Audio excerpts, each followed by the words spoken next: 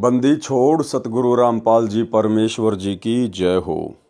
परमपिता परमात्मा सारी सृष्टि के रचनहार कुल मालिक असंख्य ब्रह्मांडों के स्वामी जगत गुरु तीनों लोकों में प्रवेश करके सबका भरण पोषण करने वाले राजाधिराज आत्माधार नाथों के नाथ देवों के देव महादेव सर्वेश्वर महेश्वर मृत्युंजय अजरो अमर आदि अनादि सनातनी प्रभु जगत पिता जगदीश्वर श्री श्री 1008 की उपाधि के वास्तविक अधिकारी अकाल मूरत शब्द स्वरूपी राम वासुदेव सर्वगतम ब्रह्म परम पूज्य प्रथम पूज्य परम संत परम पुरुष परम धनी परम दयालु सत्य कबीर हक्का कबीर अल्लाह अकबर बाखबर अल्लाह ताला जगत के तारणहार जगत के मुक्तिदाता जगत के जगन्नाथ हारे के सहारे हिंदुओं के राम मुसलमानों के अल्लाह सिखों के वाहिगुरु ईसाइयों के मसीह दया के सागर दयानिधि करुणा के सागर करुणानिधि स्वयंभू परिभू संकट मोचन कष्ट हरण मंगल करण दुख भंजन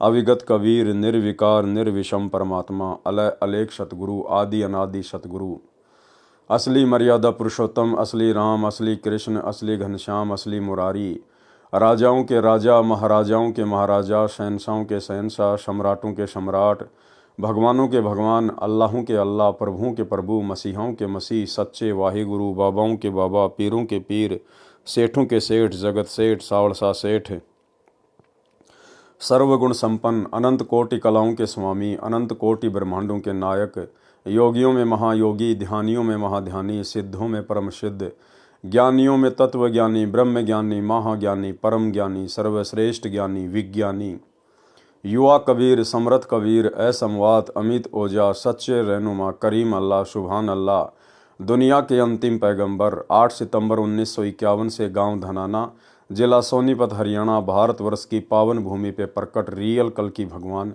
श्री नारायण साकार हरि श्री बाबा साहेब शौद स्वरूपी राम संत शिरोमणि सतगुरु रामपाल जी परमेश्वर जी के चरण कमल में साध संगति से जुड़े हुए देश विदेश से हम सभी सत्सेवक भाई बहनों का अनंत कोटि दंडवत प्रणाम।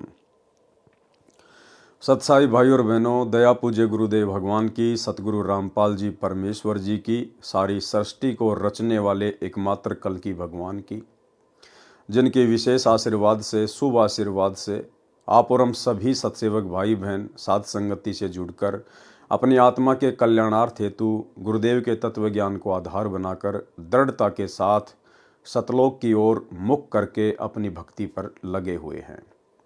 भाई और बहनों, साध संगतियों का नसीब होना गुरुदेव भगवान की बहुत बड़ी रजा होती है। चारों युगों में केवल कलयुग की बिचली पीढ़ी में ही साध संगति गुरुदेव भगवान अपनी विशेष रजा और आशीर्वाद से शुरू करवाते हैं, क्योंकि कलयुग की बिचली पीढ़ी का यही वो समय होता है जिस समय आत्माएं गुरु को परमात्मा के रूप में हृदय और आत्मा से स्वीकार करके अपनी भक्ति को सफल कर सकती हैं।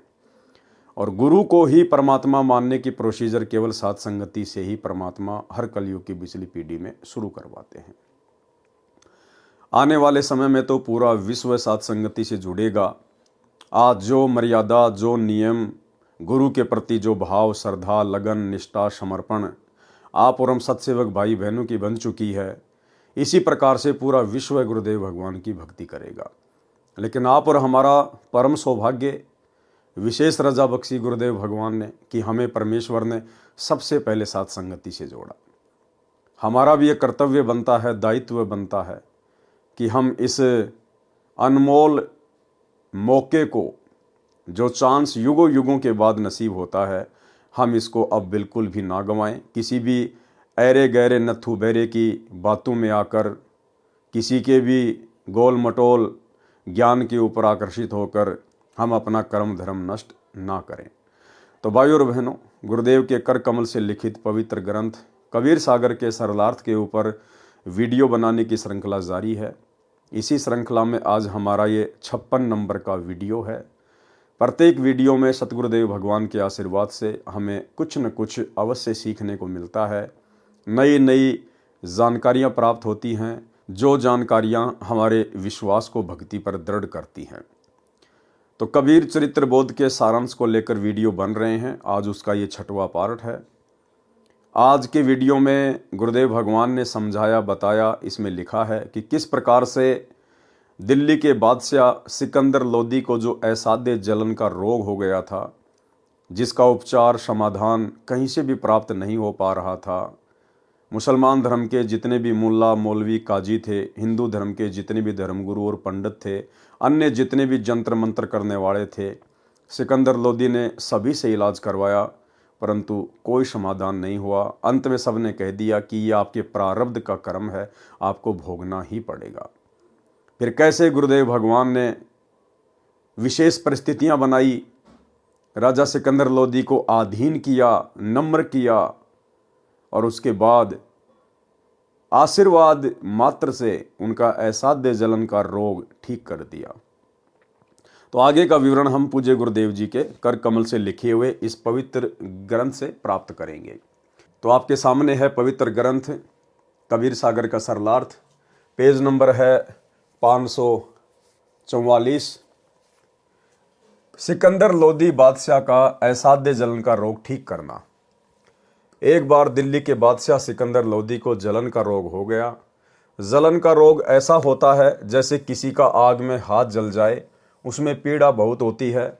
जलन के रोग में कहीं से शरीर जला दिखाई नहीं देता, परंतु पीड़ा अत्यधिक होती है। उसको जलन का रोग कहते हैं। जब प्राणी के पाप कर्म बढ़ जाते हैं तो दवाई भी व्यर्थ हो जाती है। दिल्ली के बादशाह सिकंदर लोदी के साथ भी वही हुआ। सभी प्रकार की औषधि सेवन की, बड़े बड़े वैद्य बुला लिए और मुंह बोला इनाम रख दिया कि मुझे ठीक कर दो, जो मांगोगे वही दूंगा। दुख में व्यक्ति पता नहीं क्या क्या संकल्प कर लेता है। सर्व उपाय निष्फल हुए। उसके बाद अपने धार्मिक काजी मुल्ला संतों आदि सबसे अपना आध्यात्मिक इलाज करवाया, परंतु सब असफल रहा। जब हम दुखी हो जाते हैं तो हिंदू और मुसलमान नहीं रहते, फिर तो कहीं पर भी रोग कट जाए वहीं पर चले जाते हैं। वैसे तो हिंदू कहते हैं कि मुसलमान बुरे, और मुसलमान कहते हैं हिंदू बुरे, और बीमारी हो जाए तो फिर हिंदू व मुसलमान नहीं देखते। जब कष्ट आए तब तो कोई बुरा नहीं, बुरा कोई नहीं है। जो मुसलमान बुरे हैं वे बुरे हैं, और जो हिंदू बुरे हैं वे बुरे भी हैं, और दोनों में अच्छे भी हैं। हर मजहब में अच्छे और बुरे व्यक्ति होते हैं, लेकिन हम जीव हैं। हमारी कोई जाति व्यवस्था नहीं है, हमारी जीव जाति है। हमारा धर्म मानव है, परमात्मा को पाना है। हिंदू वैद्य तथा आध्यात्मिक संत भी बुलाए, स्वयं भी उनसे जाकर मिला और सबसे आशीर्वाद व जंतर मंत्र करवाए, परंतु सर्व चेष्टा निष्फल रही। किसी ने बताया कि काशी शहर में एक कबीर नाम का महापुरुष है, यदि वह कृपया कर दे तो आपका दुख निवारण अवश्य हो जाएगा। जब बादशाह सिकंदर लोदी ने सुना कि ये काशी के अंदर महापुरुष रहता है, तो उसको कुछ कुछ याद आया कि वह तो नहीं है जिसने गाय को भी जीवित कर दिया था। हजारों अंगरक्षकों सहित दिल्ली से काशी के लिए चल पड़ा। वीर सिंह बघेला काशी नरेश पहले ही कबीर साहिब की महिमा और ज्ञान सुनकर कबीर साहिब के शिष्य हो चुके थे और पूर्ण रूप से अपने गुरुदेव में आस्था रखते थे। उनको कबीर साहिब की महिमा का ज्ञान था, क्योंकि कबीर परमेश्वर वहां पर बहुत लीलाएं कर चुके थे। जब सिकंदर लोदी बनारस गया तथा वीर सिंह से कहा कि वीर सिंह मैं बहुत दुखी हो गया हूं, अब तो आत्महत्या ही शेष रह गई है। यहाँ पर कोई कबीर नाम का संत है, आप जानते होंगे कि वह कैसा है। इतनी बात सिकंदर बादशाह के मुख से सुनी थी। काशी नरेश वीर सिंह की आंखों में पानी भर आया और कहा कि अब आप ठीक स्थान पर आ गए हैं, अब आपके दुख का अंत हो जाएगा। बादशाह सिकंदर ने पूछा कि ऐसी क्या बात है। वीर सिंह ने कहा कि वह कबीर जी स्वयं परमात्मा आए हुए हैं, परमेश्वर स्वरूप हैं। यदि उनकी दया दृष्टि हो गई तो आपका रोग ठीक हो जाएगा। राजा सिकंदर ने कहा कि जल्दी बुला दो। काशी नरेश वीर सिंह देव बघेल ने विनम्रता से प्रार्थना की कि आपकी आज्ञा शिरोधार्य है, आदेश भिजवा देता हूं। लेकिन ऐसा सुना है कि संतों को बुलाया नहीं करते, यदि वे आ भी गए और रजा नहीं बख्शी तो भी आने का कोई लाभ नहीं। बाकी आपकी इच्छा। सिकंदर ने कहा कि ठीक है, मैं स्वयं ही चलता हूं, इतनी दूर आ गया हूं, वहां पर भी अवश्य चलूंगा। शाम का समय हो गया था। वीर सिंह को पता था कि इस समय साहिब कबीर जी अपने औपचारिक गुरुदेव स्वामी रामानंद जी के आश्रम में ही होते हैं। यह समय परमेश्वर कबीर जी का वहां मिलने का है। वीर देव सिंह बघेल, काशी नरेश तथा सिकंदर लोदी दिल्ली के बादशाह दोनों स्वामी रामानंद जी के आश्रम के सामने खड़े हो गए। वहां जाकर पता चला कि कबीर साहिब अभी नहीं आए हैं, आने ही वाले हैं। वीर सिंह अंदर नहीं गए, बाहर सेवक खड़ा था, उससे ही पूछा। सिकंदर ने कहा कि तब तक आश्रम में विश्राम कर लेते हैं। राजा वीर सिंह ने स्वामी रामानंद जी के द्वारपाल सेवक से कहा कि रामानंद जी से प्रार्थना करो कि दिल्ली के बादशाह सिकंदर लोदी आपके दर्शन भी करना चाहते हैं और साहिब कबीर का इंतजार भी आपके आश्रम में ही करना चाहते हैं। सेवक ने अंदर जाकर रामानंद जी को बताया कि दिल्ली के बादशाह सिकंदर लोदी आए हैं। रामानंद जी मुसलमानों से घृणा करते थे। रामानंद जी ने कहा कि मैं इन मलेच्छों मुसलमानों की शक्ल भी नहीं देखता। ध्यान देना भाई और बहनों, रामानंद जी मुसलमानों से घृणा करते थे। रामानंद जी ने कहा कि मैं इन मलेच्छों मुसलमानों की शक्ल भी नहीं देखता।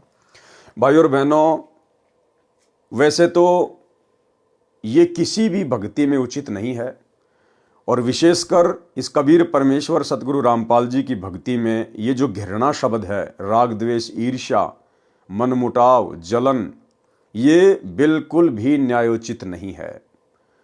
आप कितने ही वर्षों से सतगुरु की भक्ति कर रहे हैं, आपको कोई भी नाम प्राप्त है, कितना भी आपको ज्ञान हो गया है, यदि आप भगत समाज तो छोड़िए, यदि आप जगत वालों से भी घृणा करते हैं, राग द्वेष ईर्ष्या करते हैं, मनमुटाव रखते हैं, आप 7 जन्म भी सतलोक का दरवाजा देखने के योग्य नहीं हैं।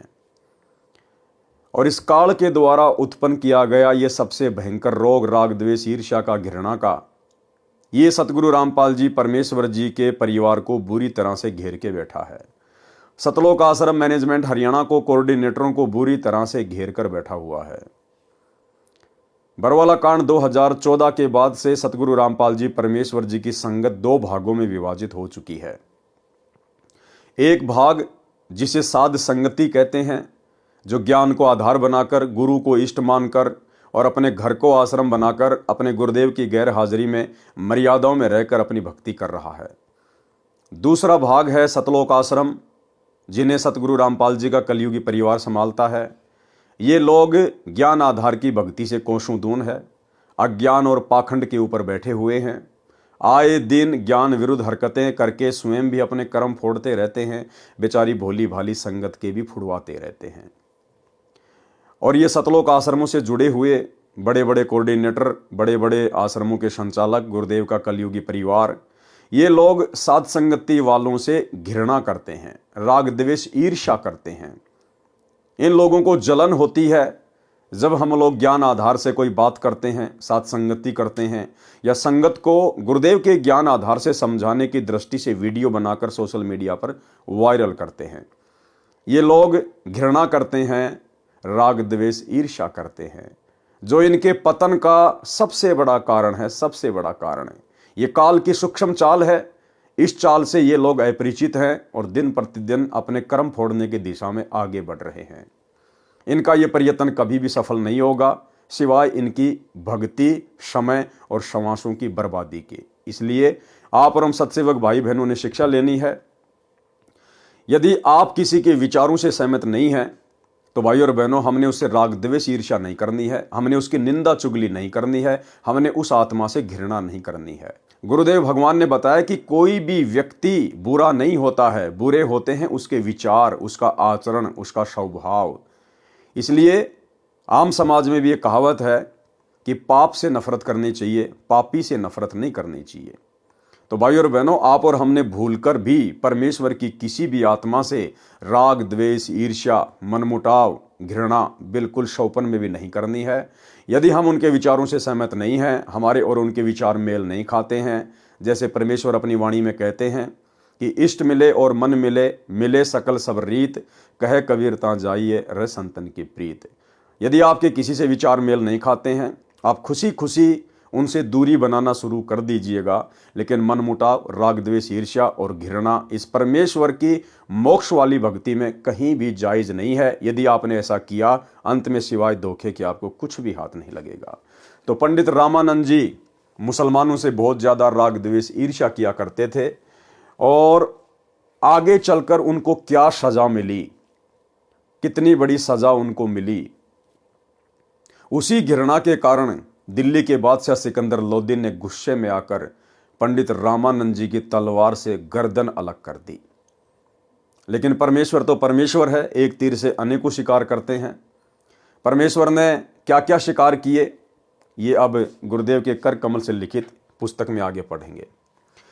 रामानंद जी मुसलमानों से घृणा करते थे। रामानंद जी ने कहा कि मैं इन मलेच्छों मुसलमानों की शक्ल भी नहीं देखता, कह दो कि बाहर बैठ जाएगा। जब सिकंदर लोदी ने यह सुना तो क्रोध में भरकर, क्योंकि राजा में अहंकार बहुत होता है और वह दिल्ली का बादशाह, कहा कि यह 2 कौड़ी का महात्मा दिल्ली के बादशाह का अनादर कर सकता है तो साधारण मुसलमान के साथ यह कैसा व्यवहार करता होगा, इसको मजा चखा दूं। रामानंद जी अलग आसन पर बैठे थे। सिकंदर लोदी ने जाकर रामानंद जी की गर्दन तलवार से काट दी। वापस चल पड़ा और फिर उसको याद आया कि मैं जिस कार्य के लिए आया था और वह काम अब पूरा नहीं होगा। कहा कि वीर सिंह देख मैं क्या जुल्म कर बैठा, मेरे बहुत बुरे दिन हैं, चाहता हूं अच्छा करना और होता है बुरा। कबीर साहिब के गुरुदेव की हत्या कर दी, अब वे कभी भी मेरे ऊपर दया दृष्टि नहीं करेंगे, मुझे तो ये दुख भोग कर ही मरना पड़ेगा, मैं बहुत पापी जीव हूं। ये कहता हुआ आश्रम से बाहर की ओर चल पड़ा। वीर सिंह अपने बादशाह के आगे क्या बोलता। जो ही आश्रम से बाहर आए कबीर साहिब आते दिखाई दिए। वीर सिंह ने कहा कि महाराज जी मेरे गुरुदेव कबीर साहिब आ गए। जो ही कबीर साहिब थोड़ी दूर रह गए, वीर सिंह ने जमीन पर लेटकर उनको दंडवत प्रणाम किया। अब सिकंदर बहुत घबराया हुआ था। अगर उसने ये जुल्म नहीं किया होता तो वह दंडवत नहीं करता, और दंडवत नहीं करता तो साहिब उस पर रजा भी नहीं बख्श पाते, क्योंकि ये नियम होता है। यानी परमेश्वर कहते हैं आधीनी के पास है पूर्ण ब्रह्म दयाल, मान बड़ाई मारियो बेअदबी सिरकाल। सारी लीला परमेश्वर ने खेली। और लीला क्यों खेली भाई और बहनों? सिर्फ और सिर्फ वर्तमान में आप और हम बिचली पीढ़ी वाले भक्तों को शिक्षा देने के लिए कि जब तक आप अपने गुरुदेव के प्रति और आम समाज के प्रति इतने आधीन भाव से नहीं हो जाएंगे, तब तक आपको परमेश्वर की प्राप्ति नहीं हो सकती। मालिक वो रजा नहीं करेगा जिस रजा के लिए वे धरती पर प्रकट हैं। मालिक को पता था कि सिकंदर लोदी दिल्ली का बादशाह है और राजा मान बड़ाई और अहंकार से कूट कूट के भरा होता है। और संतों से यदि आपने कोई राहत प्राप्त करनी है, संतों से कोई समाधान प्राप्त करना है, तो आपने संतों के आगे झुकना पड़ेगा, आपने विनम्र होना पड़ेगा, अधीन होना पड़ेगा। जिस प्रकार पानी पीने के लिए ठूटी के नीचे झुकना पड़ता है, ऊपर मुंह करके पानी नहीं पिया जाएगा। पी भी लिया तो वो पानी आपको पूरी संतुष्टि नहीं दे पाएगा। तो कबीर परमेश्वर जी ने अपनी प्यारी आत्मा सिकंदर लोदी का जलन का असाध्य रोग ठीक करना था। अपनी महिमा भी उन्होंने जो है वो प्रकट करवानी थी। आप और हमारे लिए वर्तमान में एक संदेशा भी देना था, परमेश्वर ने उदाहरण भी पेश करना था। और उस घटना को परमेश्वर ने जन्म दिया। दूसरी तरफ पंडित रामानंद जी, उनको भी परमात्मा ने एक सबक सिखाना था कि जब तक आप इस भक्ति मार्ग में समदृष्टि से होकर नहीं चलोगे, सभी को अपने भाई बहन नहीं समझोगे, तब तक आप इस भक्ति मार्ग पर सफल नहीं हो सकते। तो कबीर साहिब को जैसे ही सिकंदर लोदी ने देखा और उसने पहले रामानंद जी की गर्दन काट दी थी, और ज़्यादा दुखी हो गया। और जैसे ही राजा वीर सिंह बघेल ने अपने गुरुदेव को मुकुट सहित दंडवत प्रणाम किया, तो राजा सिकंदर लोदी भी पीछे पीछे दंडवत प्रणाम करने के लिए जमीन पे लेट गया। अगर परमात्मा इस घटना को जन्म ना देते, राजा सिकंदर लोदी के हाथों स्वामी रामानंद जी की गर्दन ना कटवाते, राजा सिकंदर लोदी कभी भी जमीन पर लेटकर कबीर साहिब को दंडवत प्रणाम नहीं करता। और यदि वो इतना अधीन ना होता, दंडवत प्रणाम ना करता, तो परमात्मा उसके ऊपर दया नहीं बख्शते। ये नियम बताया गुरुदेव भगवान ने।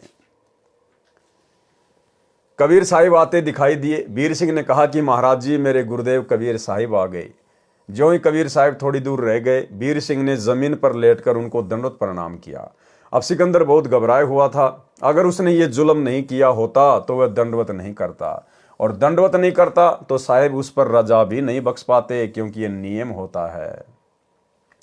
अति आधीन दीन हो प्राणी, ताते कहिए ये अकथ कहानी, ऊंचे पात्र जल ना जाई, ताते नीचा हो जे भाई। आदीनी के पास है पूर्ण ब्रह्म दयाल, मान बढ़ाई मारिए बेअदबी सिरकाल। कबीर परमेश्वर ने यहाँ पर एक तीर से दो शिकार किए। स्वामी रामानंद जी में धर्म भेदभाव की भावना शेष थी, वह भी निकालनी थी।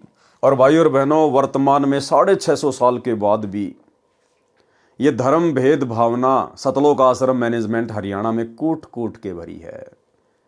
ये लोग ज्ञान गंगा पुस्तक का प्रचार करते हैं, लेकिन इन्होंने ज्ञान गंगा पुस्तक का एक पेज भी ढंग से अगर पढ़ लिया होता, समझ लिया होता, तो इनका खुद का उद्धार हो जाता। अभी कुछ ही दिन पहले जब बांग्लादेश में तख्ता पलट हुआ, वहाँ के मुसलमानों ने हिंदुओं के ऊपर अत्याचार करने शुरू किए, जैसा कि न्यूज़ वगैरह आ रही हैं। हमारे देश के जो हिंदू भाई हैं, जिनको आध्यात्मिक ज्ञान नहीं है, तत्व ज्ञान नहीं है, धर्म और जाति मजहबों की जंजीरों में जकड़े हुए हैं काल प्रेरणा से, तो यहाँ के विश्व हिंदू परिषद और बजरंग दल वालों ने मध्य प्रदेश में और अन्य जगह पर रैलियां निकाली, धरने निकाले, सभाएं की, विरोध प्रदर्शन किया। और इस विरोध प्रदर्शन में जबरदस्ती बिरानी आग में सतलोक आश्रम मैनेजमेंट हरियाणा भी कूद पड़ा। देवास और मंदसौर के आसपास के भक्तों को मुसलमानों के विरोध में बजरंग दल वालों के साथ में बैठा दिया गया, वहां के कोऑर्डिनेटरों के द्वारा। अरे भैया, हम तो परमेश्वर के बच्चे हैं। अरे आप और हमारा धर्म ना हिंदू है, ना मुसलमान, ना सिख, ना ईसाई। हम पैदा जरूर हिंदू मुस्लिम सिख ईसाई धर्मों में हुए हैं, लेकिन आज हमें असली धर्म की परिभाषा का ज्ञान हो गया। आज हम असली मानव धर्म से जुड़ चुके हैं। जीव हमारी जाति है, मानव धर्म हमारा, हिंदू मुस्लिम सिख ईसाई धर्म नहीं कोई न्यारा।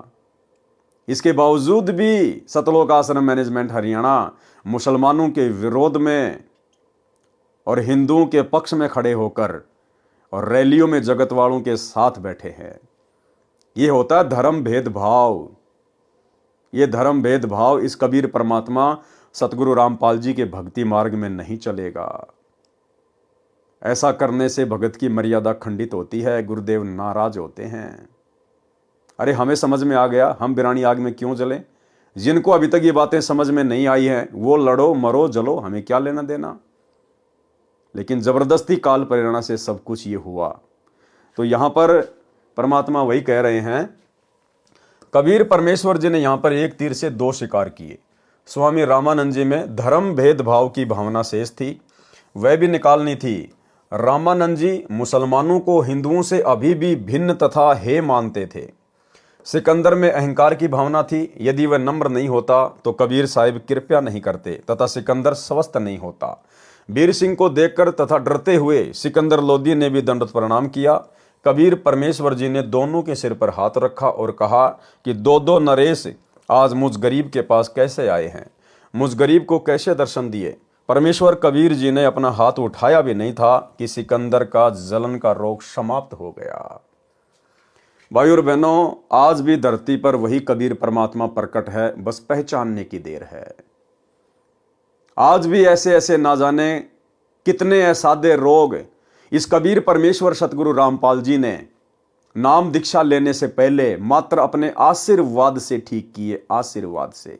एक छोटा सा सत्संग एक हरियाणा की बहन को किस प्रकार से गुरुदेव भगवान ने मात्र अपने आशीर्वाद से स्वस्थ कर दिया, जिसका समाधान, जिसका इलाज वो कहीं भी प्राप्त नहीं कर पा रही थी। घर वाले पैसे दे दे के थक चुके थे, अंत में हार मान चुके थे। जैसे ही सतगुरु की शरण में आए, सतगुरु ने ऐसी रजा बख्शी, उसका वो असाध्य रोग छू मंत्र मात्र आशीर्वाद से। सुनिए। आज भी हम आपको ऐसे ऐसे, यहाँ पर भी कई बहन है ऐसी जो पहले बहुत तंग रहती थी। एक तो बेबे है संतोष, खड़ी हुई है, एक भाई उठ उठ शर्माओ ना, एक भी इसकी बेबे का चित्र ले तो फिल्म वाला, ये देख इसको। या मकडोली बह रखी है, छोटी मकडोली, संतोष नाम से इस बेबे का। और ये इसका देवर है भक्त सुखबीर, ये यहाँ बैठा। इसका बड़ा भाई यानी संतोष का पति जो है फौज में भर्ती है, चित्र आ जाता फिर बंद कर दिया। तो ये लड़की 8-9 वर्ष से तकलीफ थी। बैठ जा बेटे। तो कुछ भी कहो, हम तो कर्मदंड कहते हैं।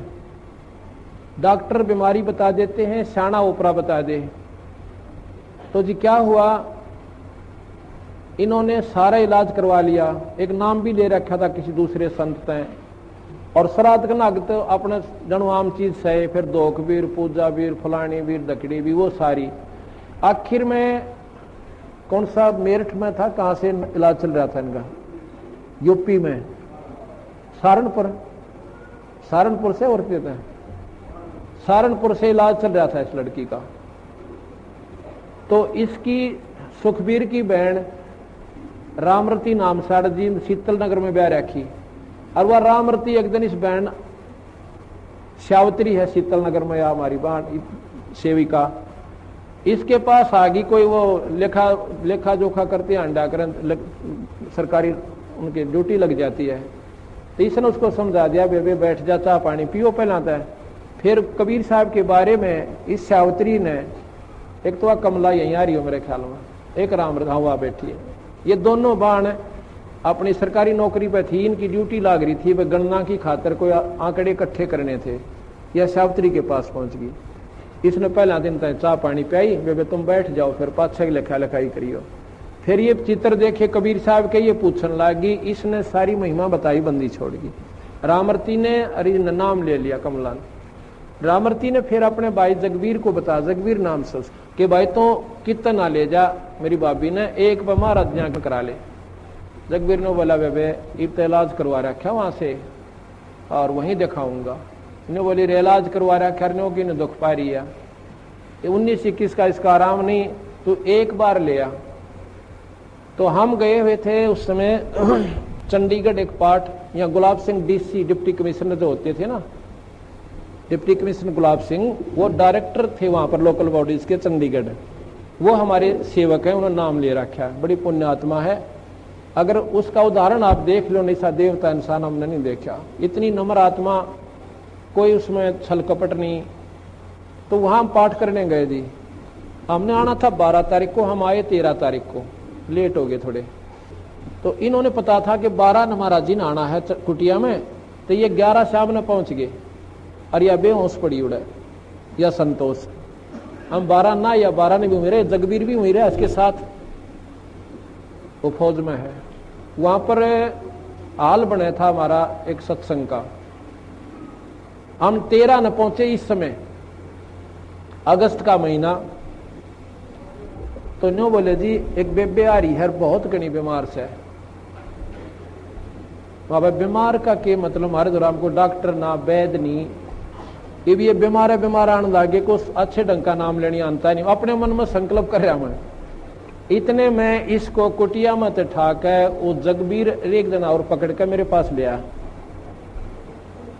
और मैं बाहर बैठा था, ऐसे छां आई हुई थी शाम के समय हाल के अंदर। इनको जब पकड़ के वो ले आए, आप विचार कीजिए, सतकर मानिए, जो ही मेरे पास लाके या संतोष बिठाई और जगबीर को पूछना ये बात इसके पति से, न्यू अर्नु सर जोड़ रखा, इसकी हालत न्यू नाड़ टेढ़ी हो रही छोरी की। खाट के पास बिठाई, जैसे हम स्वाभाविक वैसे हाथ रखते हैं, बेबे ठीक हो जाएगी बेटी, माड़ा मन ना करे, सब करेंगे, बंदी छोड़। मैंने ऐसे हाथ ऊपर से हटाया भी नहीं था, इतना में यह लड़की न्यू बैठ गई कि जानो इसका कुछ भी कोई ना। बोल सतगुरुदेव, बंदी छोड़ कबीर साहेब। वो बोला जा बेटी सेवा करवा। वहां पर सेवा चल रही थी, सेवक थे, मिस्त्री थे, उनकी रोटी बनानी थी। छोरी ने डट कर रोटी बनवाई, सारा काम करवाया। अगले दिन सारा काम करवाया। अगले दिन ये दिन के 11 बजे नाम लेकर और जब घर न आए, फिर हमने कहा एक पाठ करवाओ बंदी छोड़ की वाणी का, ये धर्म का काम हो से। तो जिस दिन ये पाठ प्रकाश हुआ इनका, मैं जाता हूं पिछले दिन, जिस दिन पाठ प्रकाश हुआ इसका फिर गड़बड़ होगी एक बवाई, और यह दर्द पड़ी और गिर के आप पाप बोला है। मैं गया जो बताई ना सुखबीर नरेंद्र की मार ने, और सारे पड़ोसी उड़ोसी वो सारी इकट्ठी होगी। अब के बोल रहे हैं वो पेतरिन के, एक तो बूढ़ा मर रहा था, ताऊ है दादा, और एक उसका लड़का छोटा सा उम्र का 12, 13, 14 साल की उम्र का, वो मर रहा है। और जब पहला न्यो क्या करता, तुमने खोऊंगा धरती पर तय, थारा न्यो कर दूंगा, थारा नाश करूंगा, मेरा हक दे दो फलान। उस दिन वो के बोलिया, ट्रेन में तने नाटू था निर्भाग, तुम आज ना ले चला, बड़ा बुढ़ा आदमी मरवा दिया तने। जो बोला तू आज ना ले चला, मैं नाटू था, उनके महाराज जी का नाम ले लिया ही, मारी उड़ा पार बसावक हो जा। अन्य बोला तो अब आई आज तो हम थारा आगे गलती तय, आज पाछा हम तो बड़ा को नहीं। पर ने बोला जावांगे कि थारी रोखाड़ करया करांगे खेता में। जब बोल सतगुरुदेव, इनका पेटा भरनता ही बंदी छोड़ने ने दिखा था ना, कड़ा बढ़न दे वो नाड़े, अगर इनका यकीन ना होगा तो उस दिन के बाद जब 2 साल तो ऊपर हो गए इस लड़की ने बंदी छोड़ की कृपा थे इसका स्वस्थ शरीर से। बोल सतगुरुदेव। तो भाई और बहनों, आज भी वही कबीर परमात्मा सतलोक का शहंशाह 8 सितंबर 1951 से सतगुरु रामपाल जी के रूप में धरती पे प्रकट है, बस पहचानने की देर है। मुझ गरीब को कैसे दर्शन दिए? परमेश्वर कबीर जी ने अपना हाथ उठाया भी नहीं था कि सिकंदर का जलन का रोग समाप्त हो गया। सिकंदर लोदी की आंखों में पानी आ गया। संत के सामने ये मन भाग जाता है और यह आत्मा ऊपर आ जाती है, क्योंकि परमात्मा आत्मा का साथी है। अंतर्यामी एक तुम आत्म के आधार, आत्मा का आधार कबीर भगवान है। स्वामी रामानंद जी को जीवित करना। सिकंदर लोदी ने पैर पकड़कर छोड़े नहीं और रोता ही रहा। परमेश्वर जानी जान होते हुए भी कबीर साहिब ने सिकंदर लोदी दिल्ली के बादशाह से पूछा, क्या बात है? सिकंदर ने कहा कि दाता, मैंने घोर अपराध कर दिया, आप मुझे क्षमा नहीं कर सकते। जिस काम के लिए मैं आया था वह ऐसादे रोग तो आपके स्पर्श मात्र से ठीक हो गया, इस पापी को क्षमा कर दो। कबीर साहिब ने कहा, क्षमा कर दिया, ये तो बता कि क्या हुआ? सिकंदर ने कहा कि आप क्षमा कर ही नहीं सकते, मैंने ऐसा पाप किया है। कबीर साहिब ने कहा कि क्षमा कर दिया। सिकंदर ने फिर कहा कि सच में माफ कर दिया। कबीर साहिब ने कहा कि हाँ, माफ कर दिया, अब बता क्या कष्ट है? सिकंदर ने कहा कि दाता, मुझ पापी ने गुस्से में आकर आपके गुरुदेव का सिर कलम कर दिया, और फिर सारी कहानी बताई। कबीर साहिब बोले, कोई बात नहीं, जो हुआ प्रभु इच्छा से हुआ है। आप स्वामी रामानंद जी का अंतिम संस्कार करवा कर जाना, नहीं तो आप निंदा के पात्र बनोगे। परमेश्वर कबीर साहिब जी नाराज नहीं हुए। सिकंदर लोदी ने वीर सिंह के मुख की ओर देखा और कहा कि वीर सिंह, यह तो वास्तव में भगवान है। देखिए, मैंने गुरुदेव का सिर काट दिया और कबीर जी को क्रोध भी नहीं आया। वीर सिंह चुप रहा और साथ साथ हो लिया और मन ही मन में सोचता है कि अभी क्या है, अभी तो और देखना, ये तो शुरुआत है। कबीर परमेश्वर जी द्वारा शिष्यों की परीक्षा लेना, यानी 650 साल पहले परमेश्वर के 64 लाख शिष्य हो गए थे, और 64 के 64 लाख शिष्य केवल चमत्कारों को देखकर अद्वितीय आध्यात्मिक लाभ प्राप्त करके, ना कि ज्ञान को आधार बनाकर जुड़े हुए थे। और जो व्यक्ति भक्ति मार्ग पर ज्ञान को आधार बना के नहीं जुड़ता है, भक्ति नहीं करता है, वो अवश्य गलती करता है, क्योंकि ये भक्ति मार्ग है, ये ज्ञान मार्ग है। तो 64 के 64 लाख शिष्य परमेश्वर की एक परीक्षा में फेल हो गए। क्या थी वो परीक्षा? देखिए, कबीर परमेश्वर जी द्वारा शिष्यों की परीक्षा लेना। बंदी छोड़ कबीर परमेश्वर जी द्वारा अनेकों अनहोनी लीला करने से प्रभावित होकर 64 लाख शिष्य बने थे। परमेश्वर तो भूत भविष्य तथा वर्तमान की जानते हैं। उनको पता था कि ये सब चमत्कार देखकर तथा इनको मेरे आशीर्वाद से हुए भौतिक लाभों के कारण मेरी जय जयकार कर रहे हैं। इनको मुझ पर विश्वास नहीं है कि मैं परमात्मा हूँ, परंतु देखा देखी कहते अवश्य हैं कि कबीर साहिब जी हमारे सदगुरु जी तो स्वयं परमात्मा आए हैं, अपने लाभ भी बताते हैं। कबीर गुरु मानुष कर जानते, ते नर कहिए अंध, ओवें दुखी संसार में आगे यम के फंद। कबीर गुरु को मानुष जो गिने और चरणामृत को पान, ते नर नरक में जाएंगे युग युग बने समान। भाई और बहनों, आदरणीय गरीबदास जी महाराज जी ने ये वाणियां खाली टाइम पास के लिए नहीं लिखी हैं, मनोरंजन के लिए नहीं लिखी हैं। आदरणीय गरीबदास जी आप और हम पिछली पीढ़ी वाले भक्तों को आगाह करना चाहते हैं कि नालायकों, बिचली पीढ़ी में जब वो 5505 वाला समय आएगा, उस समय मेरा सतगुरु कबीर परमात्मा जो मुझे छुड़ानी के खेतों में आके मिला था जिंदा बाबा के रूप में, वही मेरा सतगुरु आगे चलकर दिल्ली मंडल में आएगा। सतगुरु दिल्ली मंडल आईसी, सूती धरनी सुम जगाईसी। तो आज दिल्ली मंडल में कौन आए हैं? सतगुरु रामपाल जी। तो सतगुरु रामपाल जी कौन हुए? गरीबदास जी के सतगुरु। और गरीबदास जी के सतगुरु कौन थे? खुद कबीर भगवान। तो कौन हुए सतगुरु रामपाल जी? खुद कबीर परमात्मा। क्योंकि गरीबदास जी ने अपने सतगुरु के विषय में अपने सदग्रंथ साहिब में असुर निकंदन रमैणी में लिखा है, जो हम रोज पाठ करते हैं दोपहर को, कि सतगुरु दिल्ली मंडल आईसी और सूती धरनी सुम जगाईसी। कि सतगुरु दिल्ली मंडल में आईसी यानी आएगा, और सूती धरनी सुम जगाईसी यानी आध्यात्मिक अज्ञानता में जो लोग सोए हुए हैं, जो दान धर्म नहीं करते, कंजूस हो चुके हैं, उनको आके जगाएगा। तो सतगुरु कौन हुए? गरीबदास जी के सतगुरु स्वयं कबीर परमात्मा आज सतगुरु रामपाल जी के रूप में धरती पे प्रकट हैं। आप और हम इनको पहचानने में देरी ना करें। इसलिए गरीबदास जी ने अपनी वाणी में कहा कि गुरु मानुष कर जानते वो नर कहिए अंध, और वह दुखी संसार में आ गए यम की फंद। यदि आप मेरे सतगुरु को, जो कि तुम्हें भी अपनी शरण में लेगा पिछली पीढ़ी में, अगर आपने उनको एक मानुष मान लिया, माँ के गर्भ से जन्म लेकर आया हुआ गांव धनाने का रामपाल जाट मान लिया, तो गरीबदास जी कहते हैं तुम तो अंधे की श्रेणी में गिना जाओगे। वे नर कहिए अंध, और ओमें दुखी संसार में आ गए यम के फांद। क्योंकि गुरु को मानुष मानने वाला मोक्ष प्राप्त नहीं कर सकता। मोक्ष प्राप्त नहीं करेगा तो यही 84 लाख योनियों में रह जाएगा, जन्म और मरण में रह जाएगा, तो दुख ही दुख उठाएगा। भाई और बहनों, मौका है आज अपने गुरुदेव को परमेश्वर मानकर इस काल के असंख्य कष्टों से छुटकारा प्राप्त करने का। अन्यथा ये गोल्डन चांस फिर हमें ना जाने कब मिलेगा। मिले तो मिले, ना तो ना मिले, क्योंकि परमात्मा हर बार मौका नहीं देता है। और भी असंख्यों आत्माएं हैं परमेश्वर ने जिनको भी अपनी शरण में लेना होता है, भक्ति की कलम चढ़ानी होती है। आज सहज में परमात्मा हमें मिल गया, आज हमें सहज में मोक्ष मिलने जा रहा है। आवश्यकता है तो ज्ञान को आधार बनाकर और गुरु को परमात्मा मानकर भक्ति करने की। ये गलती भाई और बहनों आज हम बिल्कुल भी ना करें। दूसरा, आदरणीय गरीबदास जी कह रहे हैं कि गुरु को मानुष जो गिणे और कर चरणा अमृत को पान, ते नर नरक में जाएंगे जन्म जन्म बने समान।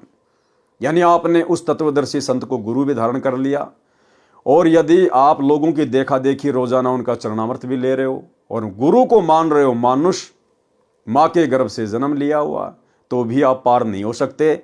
और पार नहीं होगे तो 84 लाख योनियों में जाओगे, जन्म जन्म बने समान, यानी कुत्ते की योनि प्राप्त करोगे। कितनी बड़ी बात कह दी गरीबदास जी ने कि उस तत्वदर्शी संत की शरण में आने के बाद भी अगर उनको परमात्मा नहीं माना और एक मानुष मानकर चरणामृत पीते रहे तो कुत्ते की योनि प्राप्त होगी, जन्म जन्म बने समान। और आज सात संगत से जुड़े हुए सत्सेवक भाई बहनों को छोड़कर सतलोक आश्रमों से जुड़ी हुई 90% संगत सतगुरु रामपाल जी को मानुष मानकर ही चरणामृत लेती है। और चरणामृत भी कभी कभार याद आ गया तो, खांसी जुकाम हो गया तो, ना उनको चरणामृत लेने की विधि का पता। क्योंकि ये लोग 8 सितंबर को अपने गुरुजी का जन्मदिन मनाते हैं इन आश्रमों में। ये लोग अपने गुरुजी को इंद्रोमाई के पेट से जन्म लिया हुआ मानते हैं। इसीलिए तो गरीबदास जी ने कहा था कि गुरु मानुष कर जानते वो नर कहिए अंध। मानुष कौन होता है? जो मां के गर्भ से जन्म लेके आता है। तो ये आध्यात्मिक क्षेत्र में बहुत बड़ी गलती, सबसे बड़ी गलती की जा रही है काल प्रेरणा से सतलोक आश्रम मैनेजमेंट हरियाणा के द्वारा। एक छोटा सा सत्संग जिसमें गुरुदेव ने स्पष्ट कर दिया गरीबदास जी की इसी वाणी को आधार बनाकर कि गुरु को मानुष जो गिणे कर चरणा अमृत को पान, ते नर नरक में जाएंगे जन्म जन्म बने समान। और गुरुदेव फिर लास्ट में कह रहे हैं कि चरणामृत अवश्य ले, लेकिन गुरु को परमात्मा मानकर, तब ये चरणामृत काम करेगा। सुनिए सत्संग। कबीर गुरु को मानुष जोगने और चरणामृत को पाने, ते नर नरक जावेंगे, हे जन्म जन्म होए समान। जो क्या बताते हैं, गुरु को मानुष मानते हैं और चरणामृत भी देखा, चरणामृत भी गुरु जी के चरणों का जल, उसको भी पी रहे हैं और ऊपर से एक मनुष्य मान रहे हैं। कहते उससे भी, वो भी फिर 84 लाख योनियों का अधिकारी है, उसकी भक्ति चले नहीं। गुरु को मानुष जोगन और चरणामृत को पान, ते नर नरक में जावेंगे, फिर जन्म जन्म होए समान। चरणामृत ले, लेकिन भगवान समझ के ले। मान लो मूलधन 100 रुपये, पुण्यात्माओं एजुकेशन का अब आपको लाभ होगा। तो भाई और बहनों, सौभाग्य आप और हमारा जो गुरुदेव ने हमें साथ संगति से जोड़कर, इस यथार्थ 13वें पंथ से जोड़कर आप और हमें पहले ही हर बातों से परिचित करवा दिया। और आज आप और हमारे भाव हमारे गुरुदेव में परमेश्वर से भी असंख्य गुणा बढ़कर हो गए हैं, क्योंकि हमें पता चल गया कि गुरु के अलावा दूसरा कोई परमेश्वर है ही नहीं और कोई कबीर भगवान है ही नहीं। यदि सतलोक में भी कोई कबीर भगवान बैठा है तेजोमय रूप में, तो हमारे गुरुदेव भगवान हैं जो अपने एक रूप में वहां पर बैठे हुए हैं। कबीर गुरु मानुष कर जानते, ते नर कहिए अंध, ओए दुखी संसार में आ गए यम के फंद। कबीर गुरु को मानुष जो गिने और चरणा अमृत को पान, ते नर नरक में जाएंगे जुग जुग होवे समान। एक वेश्या थी जो काशी में बहुत बदनाम थी। एक दिन उसे रात्रि के समय अपने घर की छत पर बैठी को कबीर परमेश्वर जी का सत्संग सुनने को मिला, जो उसके मकान से कुछ ही दूरी पर किसी के घर पर किया गया था। सत्संग वचनों से प्रभावित होकर वह कांपने लगी। विचार किया कि मैंने तो अपना अनमोल जीवन व्यर्थ कर दिया। बदनाम होकर जो धन संग्रह किया है वह यहीं रह जाएगा। इस धन को संग्रह करने में जो पाप किए हैं ये मेरे साथ जाएंगे, क्योंकि सत्संग में यही विचार बताए गए थे। वह बहन घर से निकलकर सत्संग स्थल पर गई। सतगुरुदेव कबीर जी से अपना परिचय बताया तथा कहा कि मैंने जीवन में प्रथम बार ऐसा ज्ञान सुना है। मैं अपना कल्याण कराना चाहती हूँ। क्या मेरा कल्याण भी संभव है गुरुदेव? क्या मेरे जैसी पतित का भी उद्धार हो सकता है? इस जीवन से तो मैं मरना उचित समझती हूँ। मुझे ज्ञान नहीं था कि मैं मनुष्य जीवन के मूल उद्देश्य को छोड़कर नीच कर्म में लिप्त थी। उस लड़की की दास्तां सुनकर परमेश्वर कबीर जी ने कहा कि बेटी, कपड़ा मैला है तो साबुन पानी से धोने से साफ हो जाता है।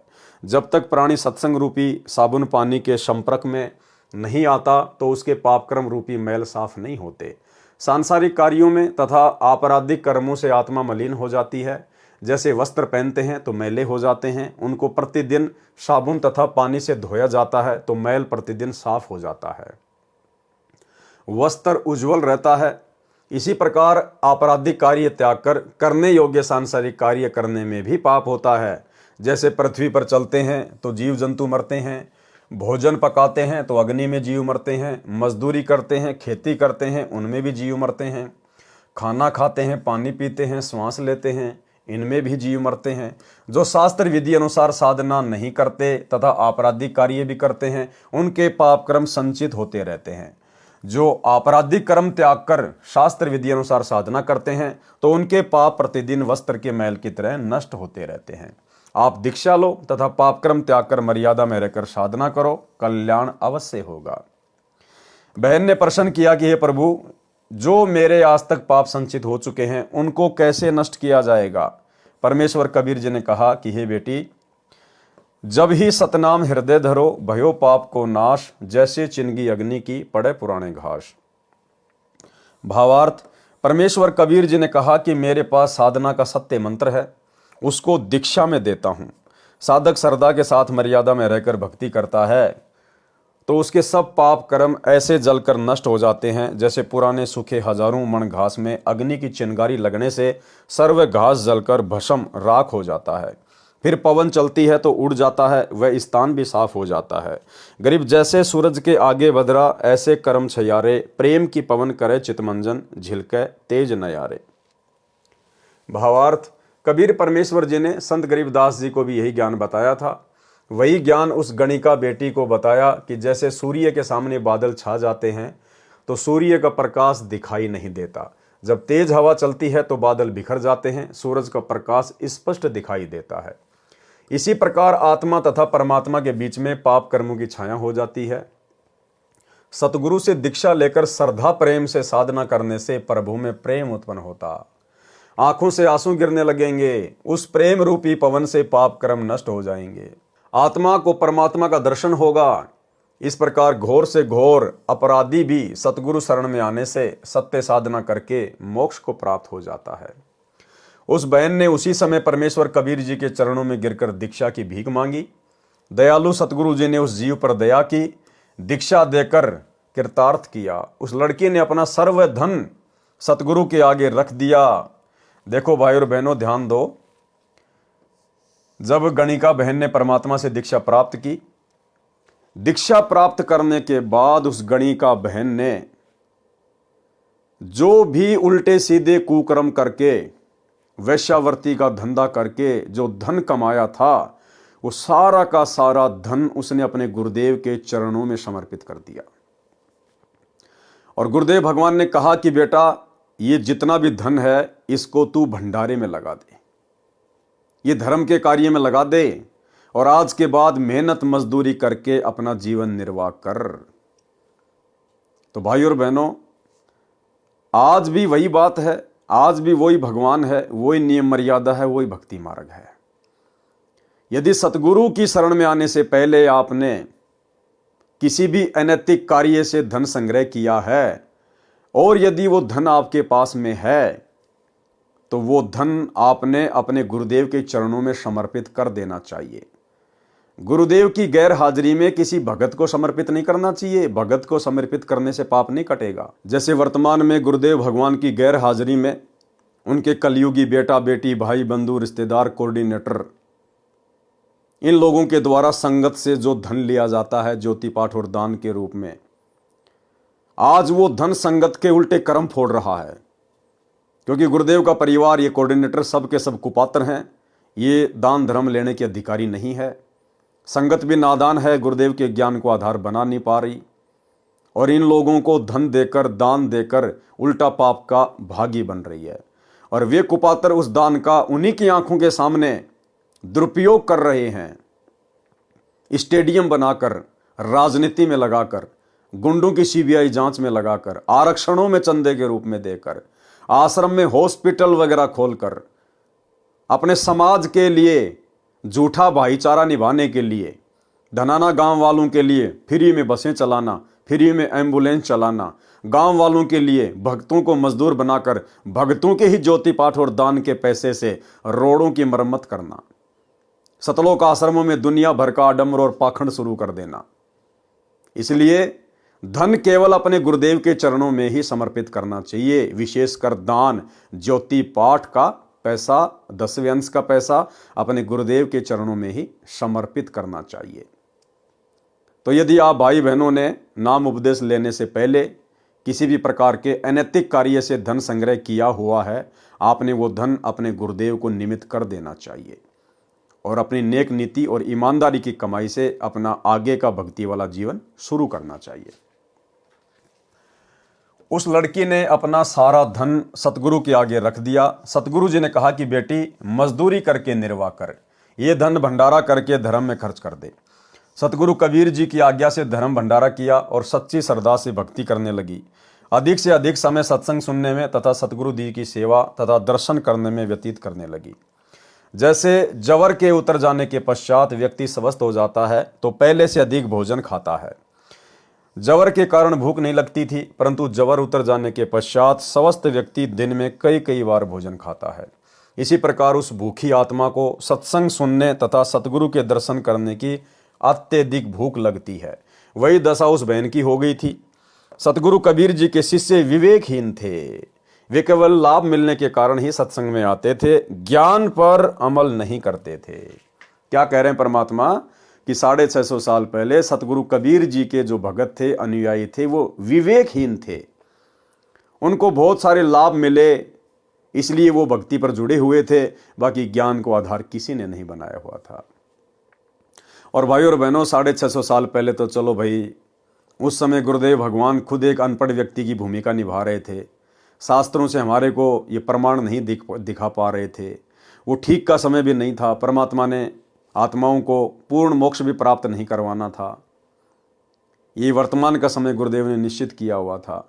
इसलिए उस समय तो आत्माएं विवेकहीन हो सकती थी, लेकिन वर्तमान में गुरुदेव भगवान ने, उसी कबीर परमात्मा ने भला पिछले 30 वर्षों से क्या कमी छोड़ दी। कौन से धर्म का कौन सा धर्म ग्रंथ नहीं दिखाया।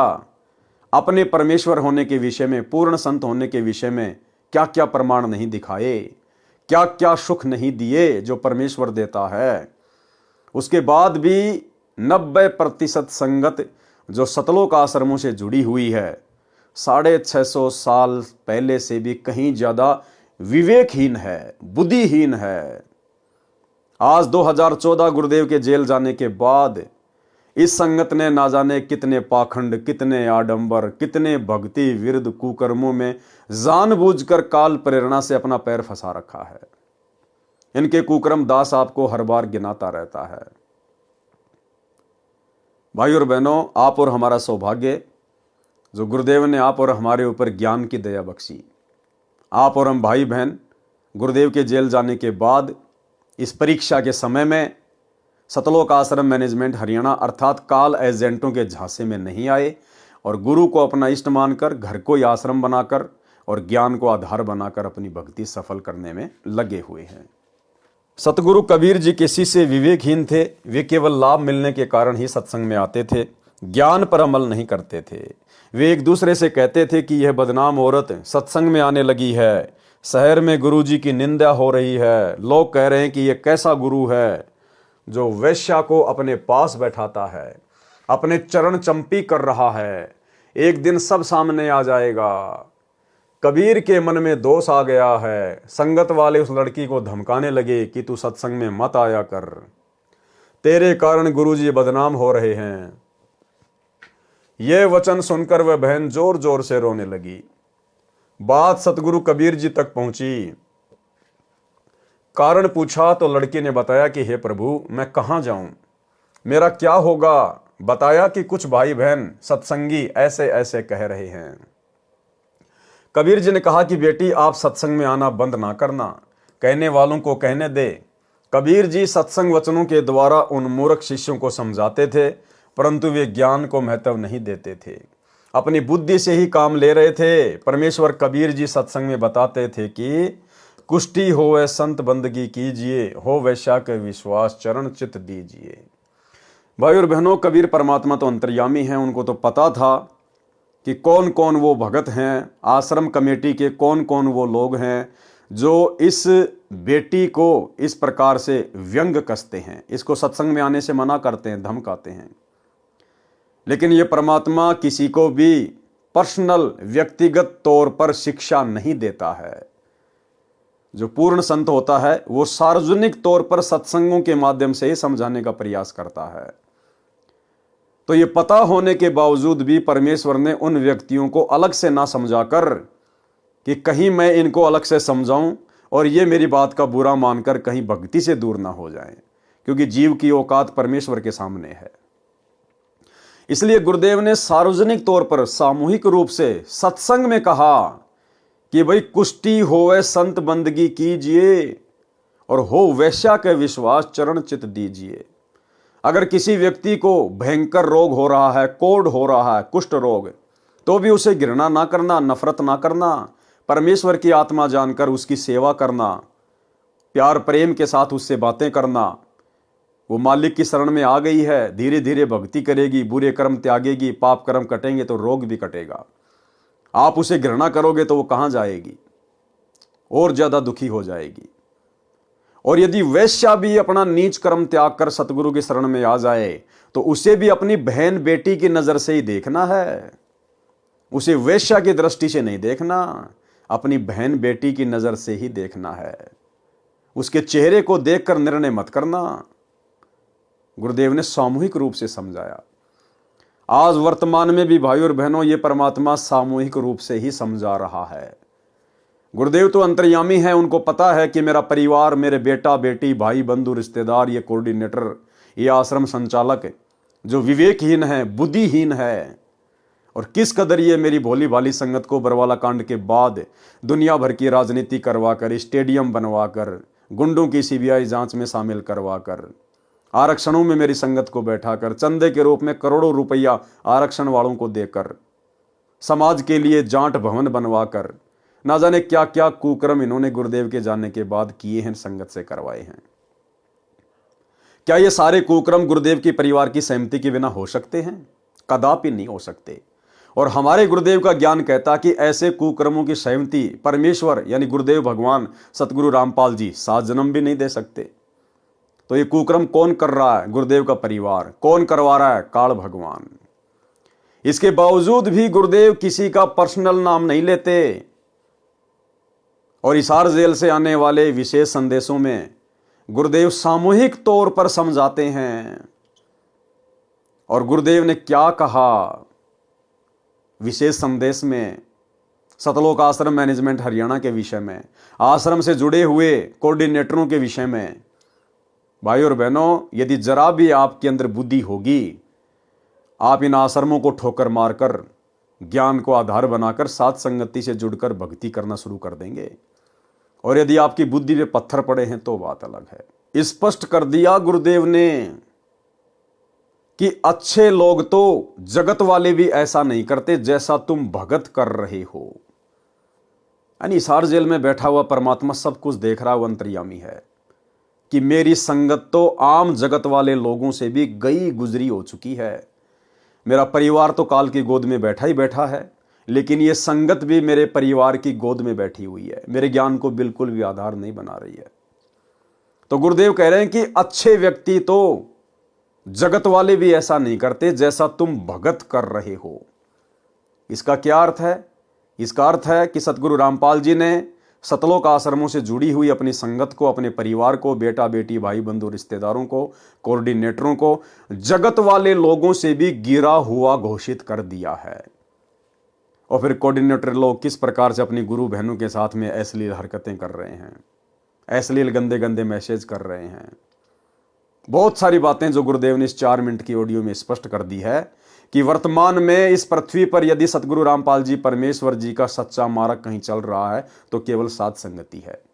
अगर ज्ञान को आधार बनाकर बुद्धि विवेक के साथ गुरु को इष्ट मानकर कहीं भक्ति हो रही है तो साध संगतियों में हो रही है। बाकी आश्रम को और आश्रम वालों को गुरुदेव ने बिल्कुल रिजेक्ट कर दिया है। सुनिए 4 मिनट का छोटा सा सत्संग। विचार करना होगा कि हम कौन है, कहां से आए। आपस में खेचातानी रखते हो अभी भी भगत हो गए। अच्छे इंसान तो जगत वाले बिना करते ऐसा जैसे भगत कर रहे हैं। अच्छे इंसान तो जगत वाले बिना करते ऐसा जैसे भगत कर रहे हैं। अच्छे इंसान तो जगत वाले बिना करते ऐसा जैसे भगत कर रहे हैं। किसी को छोटी सी सेवा दे देते, कोऑर्डिनेटर बना दिया, उन्होंने सोचा मैं खुदा बन गया। और इतना शिक्षा तो करें, मजदूर बनो सीखो, मजदूर। और कई देखा है कि कोऑर्डिनेटर या जिसकी जो भी व्यवस्था लगाई जाती है वो व्यवहार में ठीक नहीं करते, धमकान लग जाते, कुरकान लग जाते। और कुछ ऐसी भी शिकायतें आई हैं जो बहन बेटियों के साथ गलत मैसेज भी डालते। तो वो दुष्ट लोग ना तो कोऑर्डिनेटर के योग्य है, ना वो भगत के योग्य। और कुछ ऐसी भी शिकायतें आई हैं जो बहन बेटियों के साथ गलत मैसेज भी डालते। तो वो दुष्ट लोग ना तो कोऑर्डिनेटर के योग्य है, ना वो भगत के योग्य। और कुछ ऐसी भी शिकायतें आई हैं जो बहन बेटियों के साथ गलत मैसेज भी डालते। तो वो दुष्ट लोग ना तो कोऑर्डिनेटर के योग्य है, ना वो भगत के योग्य। तो ऐसा तो संगत माई कुसंगत उपजेगी, और ऐसी कुसंगत होगी फिर हम रखेंगे नहीं उसको खेत में। किसान उस कुबाड़ को पाड़ कर खेत के बाहर फेंक देता है, तो उसको आप मिशन से निकाल दिया जाया करेगा। सुधर जाओ, एक के नहीं सुनी जाया करती थी, सामूहिक शिक्षा दी जाती है, अमल कर लो इन पे। कर्म बतेरे फोड़ लिए, इस ज्ञान का असर क्या हुआ? थोड़ा सा सुख होते फिर पक्के एजेंट काल के बन जाते, बकवाद वही करनी, भगवान से दूर हो जाएगा। थोड़ा सा सुख होते फिर पक्के एजेंट काल के बन जाते, बकवाद वही करनी, भगवान से दूर हो जाएगा। थोड़ा सा सुख होते फिर पक्के एजेंट काल के बन जाते, बकवाद वही करनी, भगवान से दूर हो जाएगा। तो भाई और बहनों, समझदार को तो संकेत ही काफी है, बाकी भैंस के आगे कितना बीन बजाओ उनको असर नहीं पड़ने वाला। तो गुरुदेव कहते हैं कुष्टी हो वह संत बंदगी कीजिए, हो वैश्या के विश्वास चरण चित दीजिए। भावार्थ, यदि सत्संग में कोडी भी आता है तो उसको भी करबद्ध प्रणाम करना चाहिए। यदि वैश्या भी सत्संग में विश्वास के साथ आती है तो उसका सत्कार कीजिए।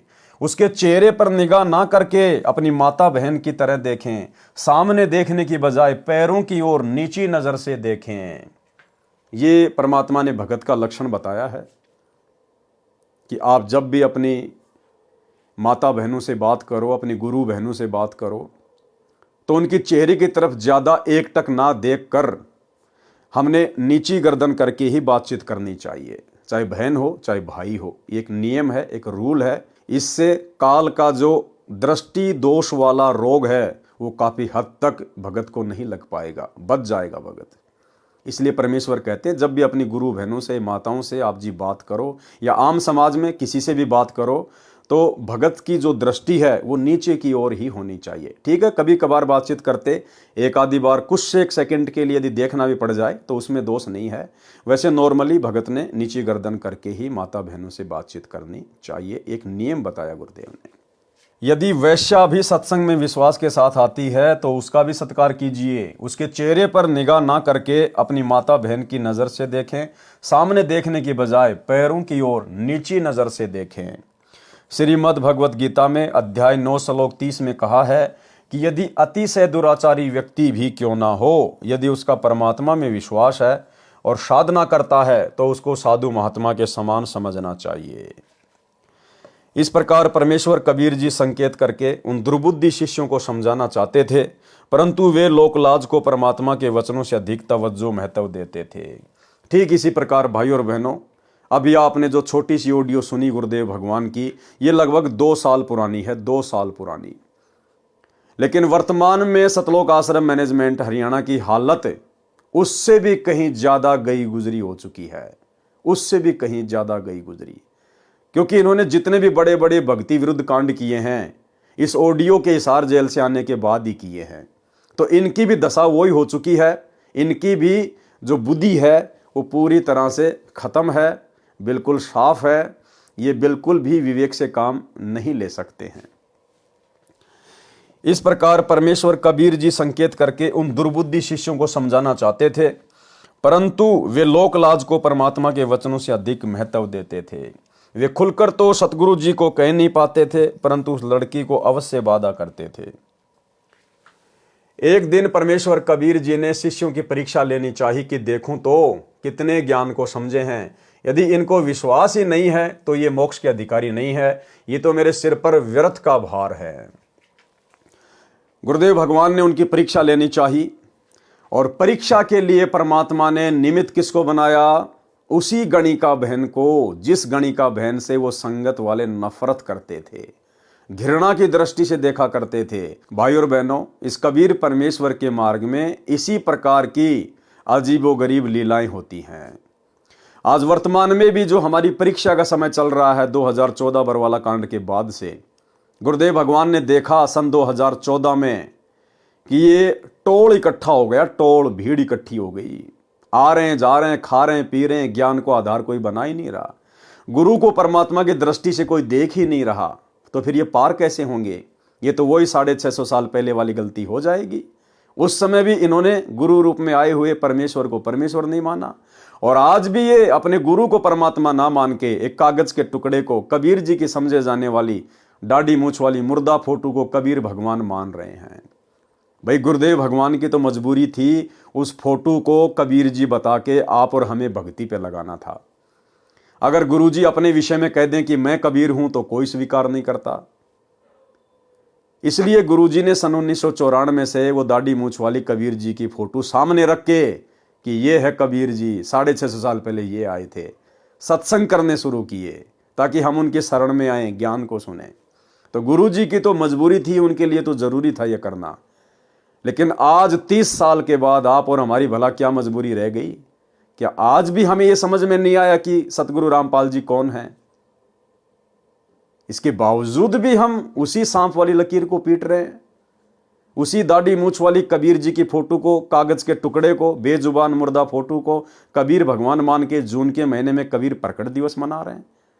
अपने गुरु को जो कि साक्षात कबीर है, जिंदा कबीर है, इनका हम 8 सितंबर के दिन इन आश्रमों में जन्मदिन मना रहे हैं। तो परमेश्वर ने देखा कि भैया तो आ रहे हैं, खा रहे हैं, पी रहे हैं, इस कान से सुनते हैं, इस कान से निकाल रहे हैं। गुरुदेव ने रचना रची।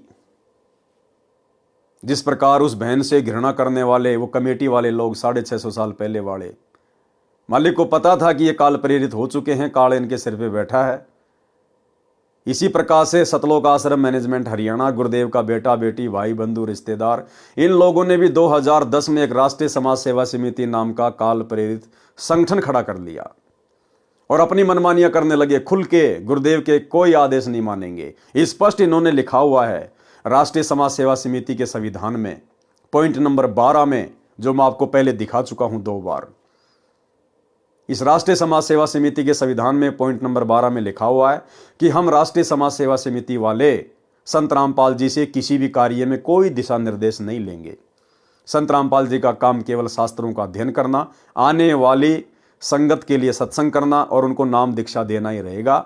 बाकी कार्य हम स्वयं करेंगे। संत रामपाल जी को फ्री किया जाता है। इन्होंने गुरु जी को फ्री कर दिया, गुरु जी को सेवा बांट दी कि गुरु जी का काम तो केवल सत्संग करना और शास्त्रों का पठन पाठन करना ही है, बाकी हम राष्ट्रीय समाज सेवा समिति वाले हम सब संभाल लेंगे। संभाल लिया, करवा दिया बरवाला कांड 2014। तो मालिक ने देखा कि ये मूर्खों का टोल इकट्ठा हो गया, इनमें हैं कितने मेरे भगत हैं।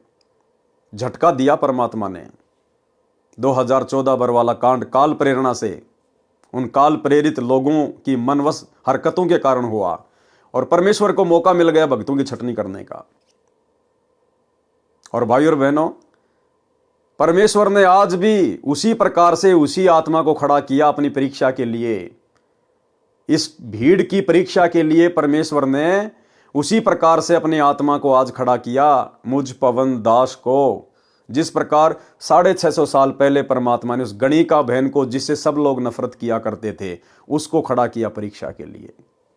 ये नादान संगत उस समय भी नहीं समझी और ये नादान संगत आज भी नहीं समझ पा रही है। लेकिन ये पिछली पीढ़ी का समय है।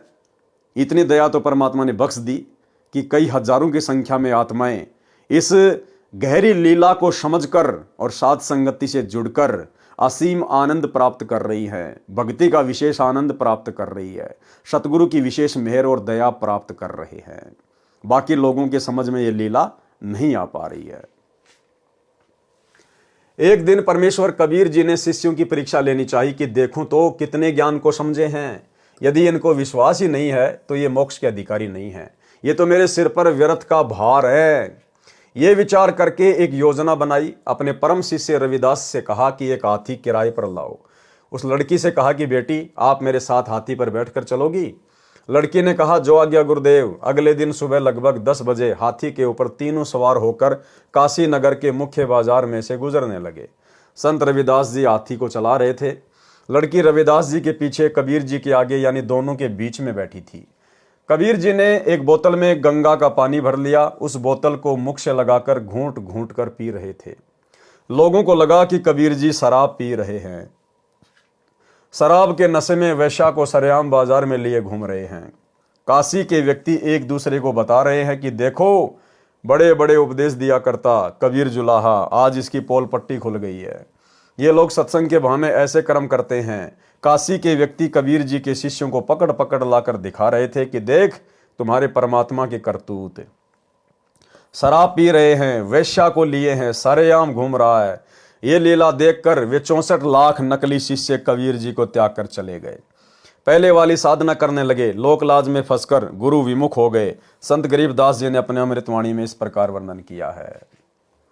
ठीक इसी प्रकार भाइयों और बहनों, आज उस समय परमात्मा ने एक बोतल में गंगा जल भर लिया और शराब की तरह घूंट घूंट के पी रहे हैं। और लोगों ने देखो और शराब पी रहा है, शराब पी रहा है। ठीक इसी प्रकार वर्तमान में गुरुदेव भगवान ने मुझ पवन दास को, ये मेरा परम सौभाग्य, ये सौभाग्य तो ब्रह्मा विष्णु महेश 33 करोड़ देवी देवताओं को भी नसीब नहीं है, जो मेरे पूज्य गुरुदेव भगवान ने, मेरे महबूब ने मेरे ऊपर विशेष रजा बख्शी है। गुरुदेव ने इस परीक्षा के लिए मुझ दास को योग्य बनाया और मुझे निमित्त बनाकर खड़ा किया। और गुरुदेव ने मुझे एक उपाधि दे दी, गुरुद्रोही। परमात्मा चेक करना चाहते थे कि संगत की बुद्धि कहां तक काम कर रही है। गुरुदेव ने सैकड़ों बार सत्संगों में जिक्र कर दिया कि गुरुद्रोही क्या होता है, गुरुद्रोही के लक्षण क्या होते हैं, गुरुद्रोही क्या किया करता है, गुरुद्रोही कैसा होता है। और पिछले 10 वर्षों से यह संगत गुरुद्रोही की परिभाषा तक भी नहीं समझ पा रही है। देखा देखी में गुरुजी ने कह दिया गुरुद्रोही, गुरुजी ने कह दिया गुरुद्रोही। अरे भैया, गुरुजी ने तो खाली परीक्षा के लिए कहा है, वो अंदर से नहीं कह रहे। जिस प्रकार 650 साल पहले उस परमात्मा ने उस बोतल में भरे हुए गंगा जल को शराब की तरह पीने की एक्टिंग की, उसी प्रकार ये परमात्मा वर्तमान में एक्टिंग यानी लीला, ये परमात्मा वही लीला कर रहा है। मुझ पवनदास को गुरुद्रोही का तमगा दे दिया, और अपनी तरफ से नहीं दिया, अपने कलयुगी परिवार की झूठी शिकायतों के कारण। क्योंकि बाहर जब सतलोक आश्रम मैनेजमेंट हरियाणा वालों ने, इन कोऑर्डिनेटरों ने गुरुदेव के ज्ञान के विपरीत हरकतें करनी शुरू की, परमात्मा के बच्चों की मर्यादाएं तोड़वानी शुरू की, तो हम सत्सेवकों को गुरुदेव भगवान ने प्रेरणा की। हम लोगों ने संगत को आगाह करने के लिए गुरुदेव के परिवार के काले कारनामे खोलने शुरू कर दिए, इनके अज्ञान को, पाखंड को उजागर करना शुरू कर दिया गुरुदेव के सत्संगों के आधार से। ये लोग विवेकहीन हैं ही, श्रद्धाहीन हैं ही, काल एजेंट हैं। ये इस खेल को समझ नहीं पाए, और इन्होंने देखा कि हमारे धार्मिक धंधे में ये साथ संगत वाले तो रोड़ा बन के खड़े हो गए। इन्होंने शुरू में बहुत प्रयास किए, मारने के, पीटने के, धमकाने के, गालियों के। शुरू में इन्होंने फिर लेटर वगैरह निकाले गुरुदेव के नाम से, फिर ऑडियो वगैरह निकलवाई गुरुदेव को झूठी सीधी बातें कह के, उसके बाद में वीडियो कॉल निकलवाए झूठी सीधी बातें कह के। लेकिन फिर भी साथ संगतियां दिन प्रतिदिन आगे ही बढ़ती जा रही है, आगे ही बढ़ती जा रही है। तो भाई और बहनों, गुरुदेव ने तो कह दिया कि ठीक है भैया, जैसा तुम कह रहे हो कि पवनदास नाम दे रहा है, आश्रम खोल लिया, संगत को तोड़ रहा है, ये कर रहा है, वो कर रहा है, जैसी भी झूठी शिकायतें मेरे बारे में की गई, गुरुदेव ने तो उन झूठी शिकायतों के आधार से मेरे को गुरुद्रोही घोषित कर दिया कि ठीक है भाई, देखो मैं तो जेल में बैठा हूं, मुझे क्या पता बाहर क्या हो रहा है, बाहर तुम हो और वो साथ संगत वाले हैं। और अगर जैसा तुम कह रहे हो कि पवन ऐसा ऐसा कर रहा है, तो ऐसा काम तो भाई गुरुद्रोही कर सकता है। इस बात को गुरुदेव का आदेश बता के इन्होंने संगत में वायरल कर दिया। अब ये है भक्तों की परीक्षा। अब गुरुजी कह देंगे भैया मैं तो जेल में बैठा था, मुझे क्या पता, मेरे को तो जैसा बताया गया मैंने बोल दिया। मैंने तो जो कोऑर्डिनेटरों के बारे में मेरे को बोला गया, मैंने तो ऑडियो में उनके बारे में बोल दिया कि बाढ़ में जाओ ऐसे कोऑर्डिनेटर। वो व्यक्ति ना तो भगत के योग्य, ना कोऑर्डिनेटर के योग्य। तो मेरे से तो जैसी तुम प्रार्थना लगाओगे मैं तो वैसा ही जवाब दे दूंगा। लेकिन भैया बाहर वो पवनदास भी है, सोशल मीडिया का ज़माना है, वीडियो वो भी बनाता है, और बाहर ये मैनेजमेंट वाले भी हैं। अब संगत ने देखना है भाई कौन गुरुद्रोही है और कौन गुरुमुखी है। ये परीक्षा संगत की है, और यहां नादान संगत मार खा गई। विशेष दया उन आत्माओं पे जो साथ संगति से जुड़कर इस गुप्त लीला को समझ गए, और उन्हें ये बातें ऐसी लगती हैं जैसे गुरुदेव भगवान हंसी हंसी में अपनी लीला पूरी कर रहे हैं, हंसी हंसी में। तो भाई और बहनों, आप और हमारा सौभाग्य, बाकी कर्म फोड़ने वाले दिन रात अपने कर्म फोड़ रहे हैं। तो इसी प्रकार 650 साल पहले परमात्मा ने उस बहन को निमित्त बनाया जो पहले गणिका का कार्य किया करती थी, और सारे कुकर्म त्यागने के बाद वो भगत बन गई। उसके बावजूद भी वो भगत उसको भगत नहीं मानते थे, उसको एक भगत की श्रेणी में नहीं लेते थे, उसको वेश्या की दृष्टि से ही देखा करते थे। तो 650 साल पहले वो लोग ये नहीं समझ पाए कि गुरुदेव ने सत्संगों में क्या बताया कि कुष्टी हो वह संत बंदगी कीजिए, और हो वैश्या के विश्वास चरण चित दीजिए। और वर्तमान में ये संगत ये नहीं पहचान पा रही कि गुरुद्रोही के लक्षण क्या होते हैं, गुरुद्रोही की पहचान क्या होती है। बस गुरुजी ने कह दिया, गुरुजी ने कह दिया।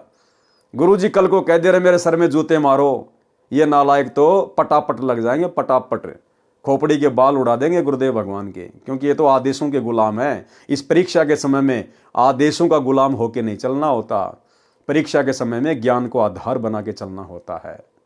लेकिन ये नादान संगत नहीं समझ पाई।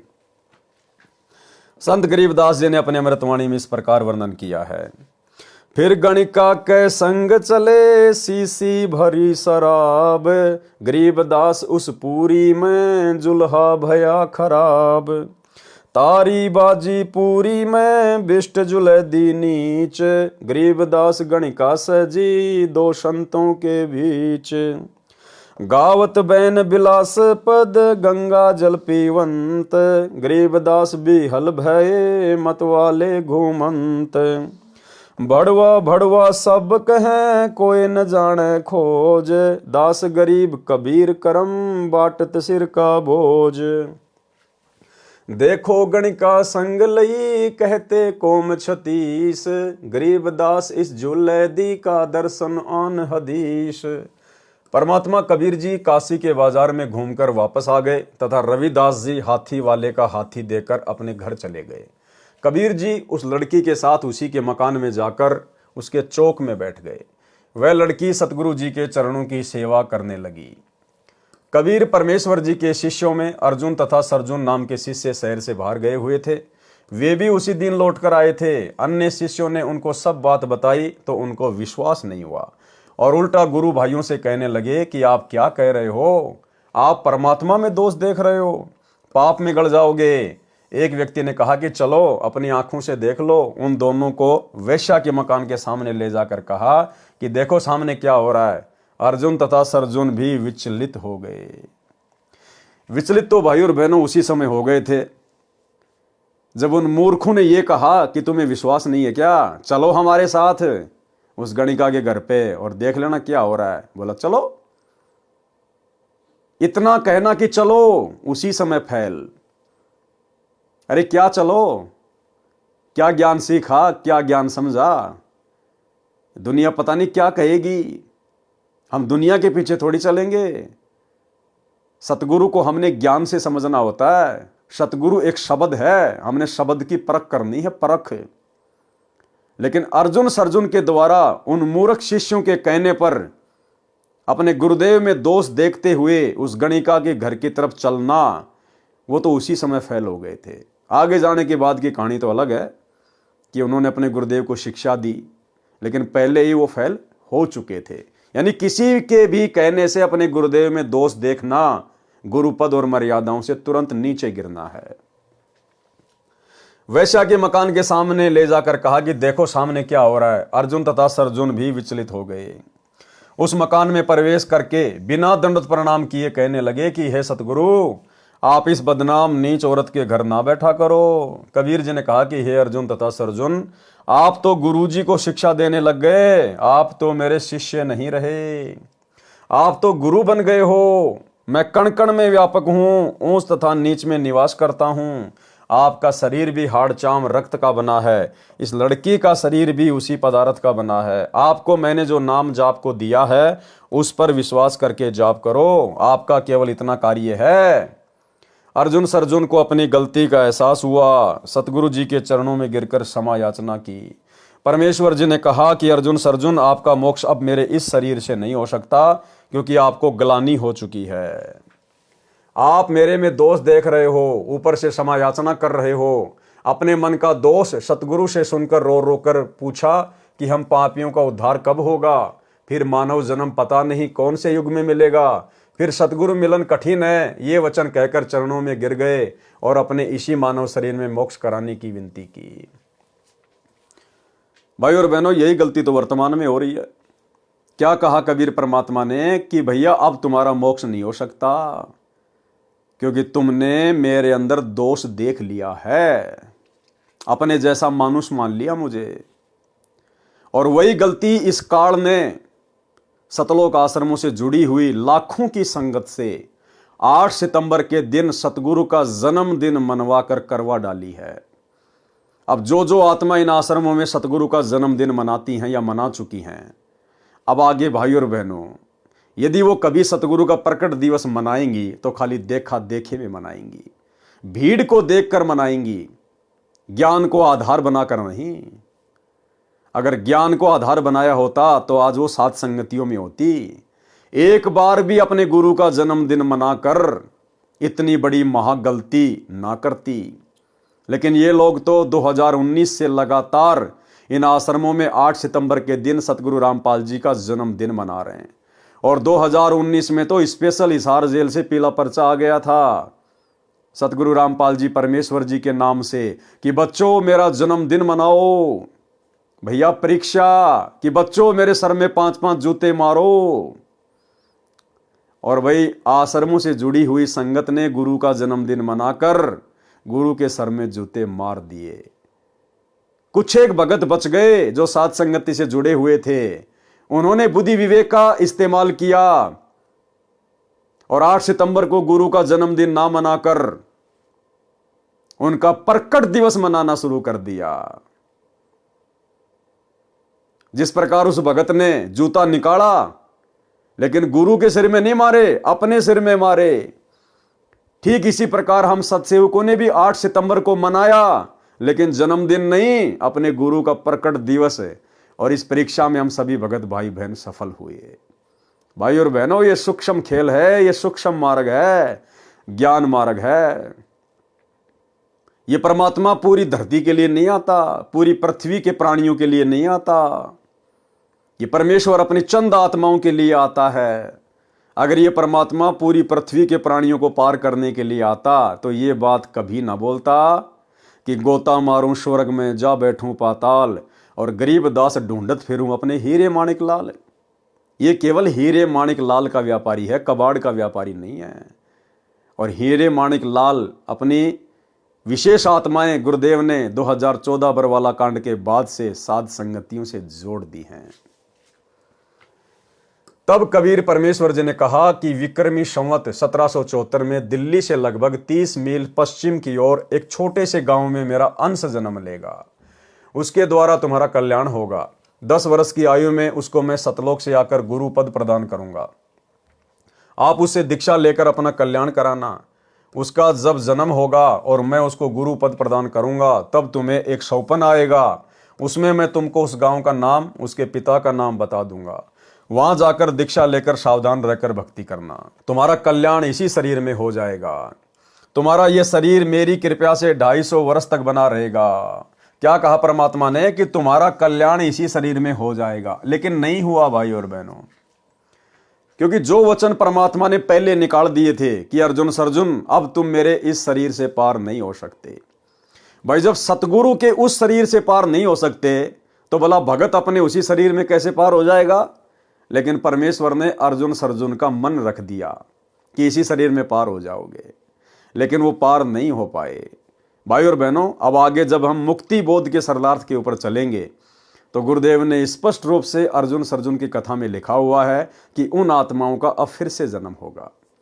गरीबदास जी के समय में उन आत्माओं को परमात्मा ने अपनी शरण में लेकर केवल मोक्ष का अधिकारी बनाया था। अब पिछली पीढ़ी में उनका जन्म होगा या हो चुका होगा, क्योंकि साधु वचन पलटे नहीं, पलट जाए ब्रह्मांड। उससे दीक्षा लेकर सावधान रहकर भक्ति करना। तुम्हारा कल्याण इसी शरीर में हो जाएगा। तुम्हारा यह शरीर मेरी कृपा से 250 वर्ष तक बना रहेगा। ऐसा लगेगा जैसे 60-70 वर्ष का शरीर है। वे दोनों दिल्ली की दिशा को चल पड़े। अपनी मूर्खता पर रो रहे थे, कह रहे थे कि हमने अंधविश्वास करके परमात्मा को खो दिया, अब कभी ऐसी गलती नहीं करेंगे। उन्होंने कभी नहीं सोचा कि 250 वर्ष तक यह शरीर कैसे रहेगा।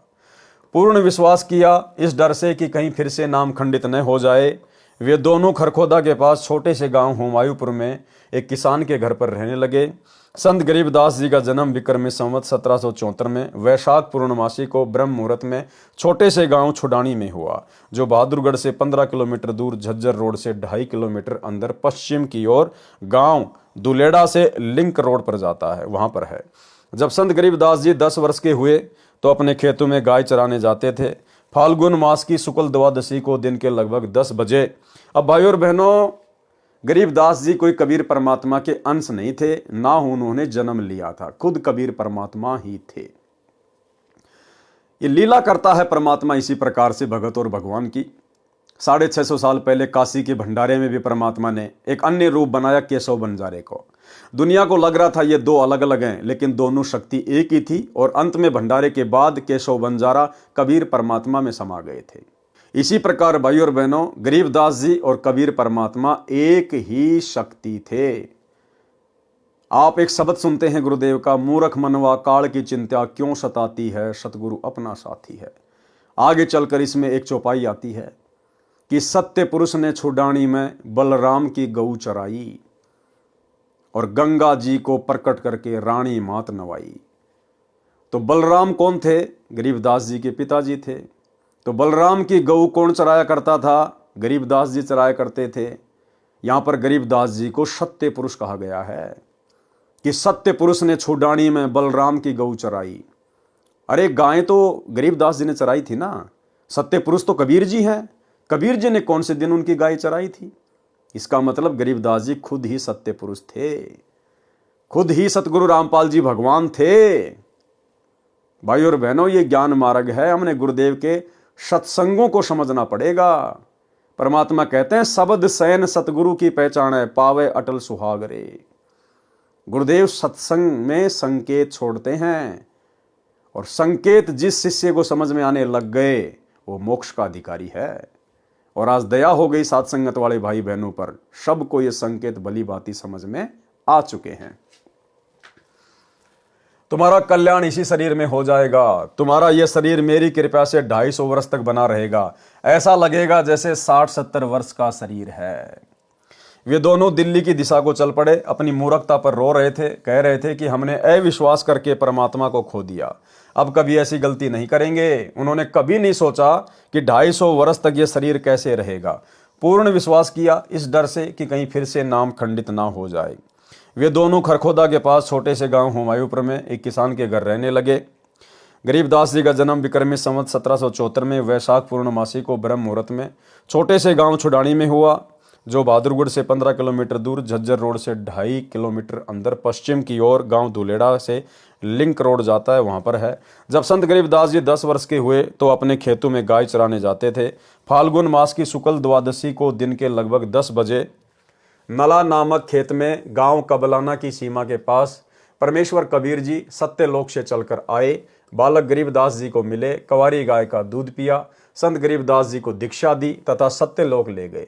फिर पृथ्वी पर शरीर में छोड़ा। उसी रात्रि में अर्जुन सर्जुन को शौपन में बताया कि गांव छुड़ानी, नाम गरीबदास, पिता का नाम बलराम, नाना का नाम शिवलाल जाट, जाओ और दीक्षा ले लो। दोनों ने सुबह उठकर एक दूसरे को अपना अपना शौपन बताया। जिस किसान के घर रह रहे थे उसी के रेड़ू छोटी बैलगाड़ी में बैठकर छुड़ानी गए तो नाम पूछा, सही पाया। संत गरीबदास जी ने कहा कि आओ अर्जुन सर्जुन, परमात्मा का आदेश है, दीक्षा लो। उन्होंने दीक्षा ली। कुछ वर्ष छुड़ानी गांव में संत गरीबदास जी के पास रहे, फिर शरीर त्याग कर चले गए। उनका भी पुनर्जन्म होगा। अब देखो भाई और बहनों, यहां भी लिख दिया परमात्मा ने। क्या कह रहे हैं परमात्मा? उनका भी पुनर्जन्म होगा जो इस भक्ति समय में होगा। अब उनका मोक्ष होगा, अन्यथा गुरुद्रोही भी हो सकते थे, इसलिए उनको शरीर में रखकर उनकी श्रद्धा बनाए रखी। इसलिए भाई और बहनों, दास बार बार आप जियों को कहता आया है। ये प्रमाण तो दास ने देखे भी नहीं थे, ये प्रमाण तो अब निकल निकल के आ रहे हैं। परमात्मा दास को अंदर से ही वैसे ही प्रेरणा करते थे कि भैया अभी तक किसी का भी मोक्ष नहीं हुआ। गरीबदास जी ने अर्जुन सर्जुन का मोक्ष नहीं किया क्योंकि वो किसी का मोक्ष करने नहीं आए थे। वो खाली कबीर सागर में कबीर पंथियों ने काल प्रेरणा से जो मिलावट कर दी थी, उस मिलावट को दूर करने के लिए एक नया ग्रंथ साहिब लिखने के लिए आए थे। अरे गरीबदास जी के 2 परम शिष्य थे, बनखंडी दास और संतोष दास। जब उन्हीं का मोक्ष नहीं हुआ तो भला अर्जुन सर्जुन का कैसे मोक्ष हो जाता? मोक्ष तो अब होगा। सतयुग से लेकर कलयुग की प्रथम पीढ़ी तक जितनी भी आत्माएं, उन सब का अब परमात्मा इस कलयुग की बिचली पीढ़ी में उद्धार करेंगे। इस समय परमात्मा उनको पुनर्जन्म देंगे, फिर से उनको मौका देंगे। यदि आजीवन मर्यादा में रहेंगे, सतगुरु रामपाल जी को भगवान मानेंगे, तो भाई और बहनों मोक्ष होगा। अन्यथा जरूरी नहीं है कि वर्तमान में जन्म दे दिया तो मोक्ष हो जाएगा। मोक्ष के लिए तो मर्यादा जरूरी है। तो अर्जुन सर्जुन को अब परमेश्वर जन्म देंगे या दे दिया होगा, जैसे भी मालिक की मौज, लेकिन उद्धार नहीं हुआ। क्या कह रहे हैं? फिर शरीर त्याग कर चले गए, उनका भी पुनर्जन्म होगा जो इस भक्ति युग में होगा। अब उनका मोक्ष होगा, अन्यथा गुरुद्रोही भी हो सकते थे, इसलिए उनको शरीर में रखकर उनकी श्रद्धा बनाए रखी। और भाइयों और बहनों, जितनी भी टॉप मोस्ट आत्माएं हैं, जितनी भी टॉप मोस्ट आत्माएं हैं, सारी की सारी आत्माएं साध संगति वाले ही हैं। कारण यह था कि वे घर त्याग कर सतगुरु कबीर जी के शिष्य बने थे। वे कबीर जी से विमुख होकर किसी काल के दूत गुरु के आश्रम में रहते, उनका रंग चढ़ना ही था, वे भक्तिहीन हो जाते। उनके ऊपर विशेष कृपया परमेश्वर कबीर जी ने की थी, वैसे तो ये गलती क्षमा योग्य नहीं होती। आप और हमें समझा रहे हैं गुरुदेव कि जो गलती उन्होंने की थी 650 साल पहले, अपने गुरु के ऊपर संदेह पैदा करके, अपने गुरु को शिक्षा देकर, ये गलती वर्तमान में तुम ना कर देना। आप और हम पिछली पीढ़ी वालों को परमात्मा शिक्षा दे रहे हैं कि वैसे तो ये गलती क्षमा योग्य नहीं होती। इसलिए आप और हम भाई बहन वर्तमान में इतना ज्ञान प्राप्त करके इस मोक्ष टाइम में कलयुग की पिछली पीढ़ी में जन्म लेकर फिर से ये गलती ना कर दें, क्योंकि किसी को नहीं पता कि कौन सी आत्मा कौन है, कौन सी आत्मा कौन है। अगर वही गलती फिर से कर दी, फिर परमात्मा मौका नहीं देगा। गंगा दरिया में डुबोकर मारने की कुचेष्टा। कबीर परमेश्वर जी की ये लीला देखकर काशी के लोग कहने लगी कि ये जुलाहा भ्रष्ट हो गया है, भरे बाजार में दिन के समय शराब पीकर वैश्या के साथ घूम रहा है, लोक लाज समाप्त कर दी है, हमारी बहन बेटियों का बाहर निकलना मुश्किल कर दिया है। बाप बेटी भाई बहन कैसे यह अभद्र क्रिया सहन करेंगे। चलो राजा वीर सिंह बघेल जी को शिकायत करते हैं। हजारों की संख्या में जनता राज दरबार के सामने जाकर कबीर जी को सजा दो के नारे लगाने लगी। उस दिन दिल्ली का सम्राट सिकंदर लोदी भी काशी में आया था, उस दिन राज दरबार में ही उपस्थित था। दोनों नरेश बाहर आए, जनता की शिकायत सुनी तो सिकंदर राजा क्रोधित होकर बोला कि कबीर को बुला कर लाओ, परमात्मा को सिपाही पकड़ कर लाए। अब ये होती है भाइयों बहनों हरामखोरी, ये होती है काल प्रेरणा। जिस कबीर परमेश्वर ने सिकंदर लोदी का ऐसादे जलन का रोग ठीक किया, सिकंदर लोदी को अपना शिष्य बनाया, उसकी आंखों के सामने अद्भुत चमत्कार किए, लेकिन परमात्मा कहते हैं बिना ज्ञान के व्यक्ति राज पद प्राप्त करके और अहंकार में सड़ जाता है। और जनता के दबाव में आकर कि जनता कबीर जी के प्रति आक्रोश में है, और यदि जनता की बात नहीं मानी, कहीं मेरा राज ना चला जाए, जनता बगावत ना कर दे, और नालायक ने सारी हदें पार कर दी, अपने गुरु को पकड़ने के लिए सिपाही भेज दिए। राजा सिकंदर ने कहा, संत गरीबदास जी की वाणी, कहो कबीर ये क्या किया गणिकालीनी संग, गरीबदास साहा कहे पड़या भक्ति में भंग। सिकंदर लोदी शिक्षा दे रहा कि कबीर तूने ये क्या कर दिया, अपने गुरु को दंडवत भी नहीं किया क्योंकि सामने जनता खड़ी थी, लोक लाज में आ गया, और अपने गुरु को सबके सामने शिक्षा दे रहा है कि कहो कबीर ये क्या किया, तेरी तो भक्ति में, तेरे तो भजन में भंग पड़ गया, ऐसा कर्म तूने क्यों कर दिया। कहो कबीर ये क्या किया गणिकालीनी संग, गरीबदास सहा कहे पड़या भक्ति में भंग। कहे कबीर साह से सुनो अर्ज आवाज, गरीबदास वह राक्षसी जिनियो साजा साज। कि भाई मैं तो उस परमात्मा के आश्रय हूं जिसने ये पूरी सृष्टि रची है, जिसने सारा साज बनाया है, हमारी रखवाली वो करेगा भाई। भावार्थ, सिकंदर राजा ने कहा कि हे कबीर जी ये क्या गलती कर दी, आपकी भक्ति में विघ्न पड़ गया है, आपने वैश्या को साथ लेकर महान गलती की है। कबीर जी ने कहा कि हे बादशाह मेरी अर्ज सुनो, मेरी तथा मेरी भक्ति की रक्षा भी वही करेगा जिसने ये कर्म मेरे से करवाया है, जिसने सर्व सृष्टि की रचना की है। सा सिकंदर को सुनी बिष्ट हुए दो संत, गरीबदास चारों वरण उठी लागे सब पंथ। सब विरोध में आ गए परमात्मा के। चारी वर्ण सट आश्रम दोनों दीन खुशाल, गरीबदास हिंदू तुरक पड़या शहर गली जाल। सा सिकंदर कह गए सुनी कबले अरदास, गरीबदास तलवा हुई पकड़े दोनों दास। कहो कबीरियो क्या किया गणकालीनी संग, गरीबदास भूले भक्ति पड़ा भजन में भंग। सुनो सिकंदर बादशाह हमरी अर्ज आवाज, गरीबदास व राक्षी जिनियो साजा साज। सिकंदर लोदी ने जनता को शांत करने के लिए अपने प्राणदाता का भी अनादर किया। अपने हाथों से कबीर जी के हाथों में हथकड़ियां लगाई, पैरों में बेड़ी तथा गले में तोक लोहे की भारी बेल डाली और आदेश दिया कि जनता की इच्छानुसार नौका में बैठाकर गंगा दरिया के बीच में डालकर डुबो कर मार दो। देखो भाई और बहनों, हम ऐसे नीच थे, ऐसे हम कृतघ्नी थे। और यदि आज संगत में ऐसा कोई महादुखी व्यक्ति आता है, भयंकर रोगी आता है और नाम ले लिया, भक्ति भी कर रहा है, लेकिन फिर भी इतना जल्दी आराम नहीं मिल रहा, दुखी ज्यादा है, तो कहता है भक्ति से क्या फायदा हो रहा है, मैंने तो इतने दिन हो गए नाम लिए हुए, इतने पाठ करा दिए, इतने साल हो गए, मेरे तो कोई विशेष लाभ है नहीं। अब उस नालायक आत्मा को कौन बताए कि ऐसे ऐसे कुकर्म कर रखे हमने, ऐसे ऐसे कुकर्म। क्या पता नालायक तू ही था वो राजा सिकंदर लोदी। शुक्र मना कि भगवान ने तेरे को, जो तूने इतना भयंकर कुकर्म किया अपने गुरु के साथ, परमात्मा के साथ, फिर भी दयालु भगवान ने तेरे को मनुष्य जन्म दे दिया और अपनी शरण में लेकर तेरे उस 650 साल पहले वाले भयंकर कुकर्म को, उस अपराध को परमात्मा धीरे धीरे मिटा रहा है। और तू कह रहा कि क्या फायदा हो रहा है। तो भाई और बहनों, इस ज्ञान को समझने के बाद, ये गुरु समझ में आने के बाद, हम चाहे सुख में रहें चाहे दुख में रहें, हमने परमात्मा की महिमा ही करनी है, गुणगान ही करना है। धीरे धीरे रे मनवा धीरे सब कुछ होए, माली सींचे 100 घड़ा समय आए फल होए। क्या पता हम क्या क्या कुबद करके, कितने भयंकर अपराध करके आप और हम इस कलयुग की बिचली पीढ़ी तक आए हैं। तो कहते हैं तेल तो तिलों से निकलेगा।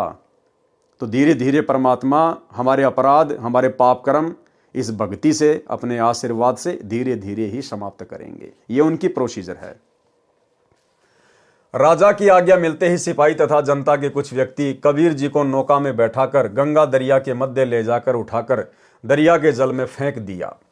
गंगा दरिया में अथाह जल था। कबीर परमेश्वर जी की हथकड़ी, बेड़ी तथा गले की तोक अपने आप टूट गई। कबीर परमेश्वर जी जल के ऊपर सुखासन आलती पालती लगाकर बैठे रहे, जल में डूबे नहीं। ये अचरज देखकर भी उन मूर्खों ने परमेश्वर को नहीं समझा। उनके साथ राजा सिकंदर का धार्मिक पीर शेख तकी भी था, जिसने ये मोर्चा संभाल रखा था। उसने कहा कि यह कबीर जंत्र मंत्र जानता है, इसने जल को बांध दिया है, इसलिए नहीं डूब रहा है, इसको नौका में बैठाकर किनारे लाओ। ऐसा ही किया गया। शेख तकी ने कहा कि इसके शरीर के साथ भारी पत्थर बांधकर पुनः गंगा के मध्य ले जाकर जल में फेंक दो। ऐसा ही किया गया। इस बार भी सब पत्थर बंधन मुक्त होकर जल में डूब गए, परंतु परमेश्वर कबीर जी जल के ऊपर सुखासन लगाए बैठे रहे। नीचे से गंगा जल की लहरें बह रही थी, परमेश्वर आराम से जल के ऊपर बैठे थे। भाई और बहनों, परमात्मा वही है, कोई अंतर नहीं है, कोई भेद नहीं है। सतगुरु रामपाल जी स्वयं वही कबीर भगवान है, जिनके साथ हम नीचों ने ऐसी ऐसी घटनाओं को अंजाम दिया था। लेकिन उस समय परमेश्वर ने सार्वजनिक तौर पर चमत्कार करने थे, क्योंकि परमेश्वर ने अपनी महिमा को प्रकट करना था कि परमात्मा क्या होता है, परमात्मा क्या कर सकता है, ताकि हम बिचली पीढ़ी वाले अपने भगवान को पहचान लें उनकी महिमा से, और अन्य असमर्थ 3 लोक के भगवानों की जो झूठी महिमा बनी हुई थी, हम उसको पहचान सकें। वर्तमान में परमात्मा ने ये सब कुछ चमत्कार सार्वजनिक तौर पे नहीं करने हैं, क्योंकि वर्तमान का समय मोक्ष का समय है। परमात्मा ने ज्ञान को आधार बनाकर ही हमें सतलोक लेकर जाना है। गुप्त रूप में परमात्मा उससे भी बड़े बड़े चमत्कार अपने भक्तों के साथ में कर रहे हैं। कोडी को काया, बांझ को बेटा, निर्धन को माया, जिनकी सांसें समाप्त हो चुकी थी, उनको परमेश्वर ने ना जाने कितनों को नया जीवन दान दिया, जो आज भक्ति कर रहे हैं। क्योंकि आज ये मोक्ष का प्राइम टाइम है, आत्मा को तैयार करना है। परमात्मा ने चमत्कार बहुत दिखा दिए परमेश्वर ने। वर्तमान में सर्व के समक्ष चमत्कार नहीं करेगा, गुप्त रूप में खेल खेलेगा। और जो कुकृत्य आप और हम ही ने अपने परमात्मा के साथ 650 साल पहले किए थे, आज तो उससे भी कहीं ज्यादा दुख और तकलीफें ये नादान दुनिया अपने परमेश्वर को ना पहचान कर उनको दे रही है। लेकिन भाई और बहनों, ये वही परमात्मा है। ना इन्होंने 650 साल पहले किसी को कोई श्राप दिया, कोई बद्दुआ दी, और ना वर्तमान में उन्होंने किसी को कोई श्राप दिया, कोई बद्दुआ दी। किसको बद्दुआ दें? हम सब उन्हीं के तो बच्चे हैं। जो मैं पूत कपूत हूं, बहुर पिता को लाज। एक छोटा सा सत्संग गुरुदेव भगवान का। गुरुदेव ने कहा कि किसको श्राप दें, सारे के सारे मेरे ही तो बच्चे हैं। सुनिए सत्संग। परमात्मा आए थे कबीर जी, उनके साथ कितना अत्याचार किया था, और किसी को उन्होंने एक शब्द भी अप नहीं बोला, किसी को श्राप नहीं दिया, क्योंकि उसको पता था मेरे बच्चे हैं, किसको मारूं और किसको श्राप दूं। तो पुण्यात्माओं, यहां आप देख लो पिछले इतिहास, किसी भी संत को जरा सा कुछ कह दे, श्राप दे दे, तेरा नाश होगा और उसकी वीरान मिट्टी हो जाए। अपना भी नाश किया उसने भक्ति का, और अगले को भी दुख दे दिया। तो वो परमात्मा थे। तो इसी प्रकार, इसी आधार से आपने इस मार्ग को आगे बढ़ाना है, दास का सहयोग देना है। तो भाई और बहनों, वही कबीर भगवान है, वही कबीर परमात्मा है। अगर इनके वर्तमान के संघर्ष को देखा जाए तो भाई और बहनों, 650 साल पहले वाला संघर्ष तो कुछ भी नहीं। उस समय तो ये परमात्मा एक ही दिन में, चंद घंटों में चमत्कार दिखा के राजा सिकंदर को घुटनों के बल पृथ्वी पर, जमीन पर लेटाकर और शह सम्मान पालकी में बैठकर वापस अपनी झोपड़ी में आ जाया करता था। लेकिन वर्तमान में परमात्मा ऐसा नहीं कर रहा है, और पिछले 10 वर्षों से भगवान हिसार की छोटी जेल में बैठा हुआ है। पिछले 10 वर्षों से। सोचने की बात है, ये कोई सामान्य घटना नहीं है। ये सारी सृष्टि का मालिक, असंख्य ब्रह्मांडों को रचने वाला ब्रह्मा विष्णु महेश भी जिसके पैर के नाखून के बराबर नहीं है। गरीब जमजोरा जहां से डरे, मिटे कर्म के लेख, अदली असल कबीर है, कुल का सतगुरु एक। ऐसा समर्थ भगवान, जाके अर्ध रूम पर शकल पसारा, ऐसा पूर्ण ब्रह्म हमारा। गरीब ऐसा सतगुरु हम मिल्या, बेपरवाह अबंध, परम हंस पूर्ण पुरुष, रोम रोम रवि चंद। ऐसा समर्थ भगवान, और 10 साल से जेल में एक आम व्यक्ति की भांति, एक आम संत की भांति बैठा हुआ है। किसी को महसूस भी नहीं होने दे रहा, चेहरे पे कोई शिकन भी नहीं, किसी को कोई बद्दुआ या शराब भी नहीं। तो परमात्मा नहीं तो और क्या है? यदि ज्ञान आधार से समझ लिया तो हमारा भला है, अन्यथा आने वाले 2028 युग परिवर्तन वाले विनाशकारी समय में तो भाई बच्चा बच्चा इनको परमात्मा मानेगा, अपना बाप मानेगा, क्योंकि उस समय जीवन रक्षा का और कोई साधन दुनिया को दिखाई नहीं देगा। तो वही परमात्मा आज भी धरती पर प्रकट है। परमेश्वर आराम से जल के ऊपर बैठे थे। शेख तकी ने कहा कि सब उपस्थित जनता कबीर को पत्थर मार डालो। ऐसा ही किया गया।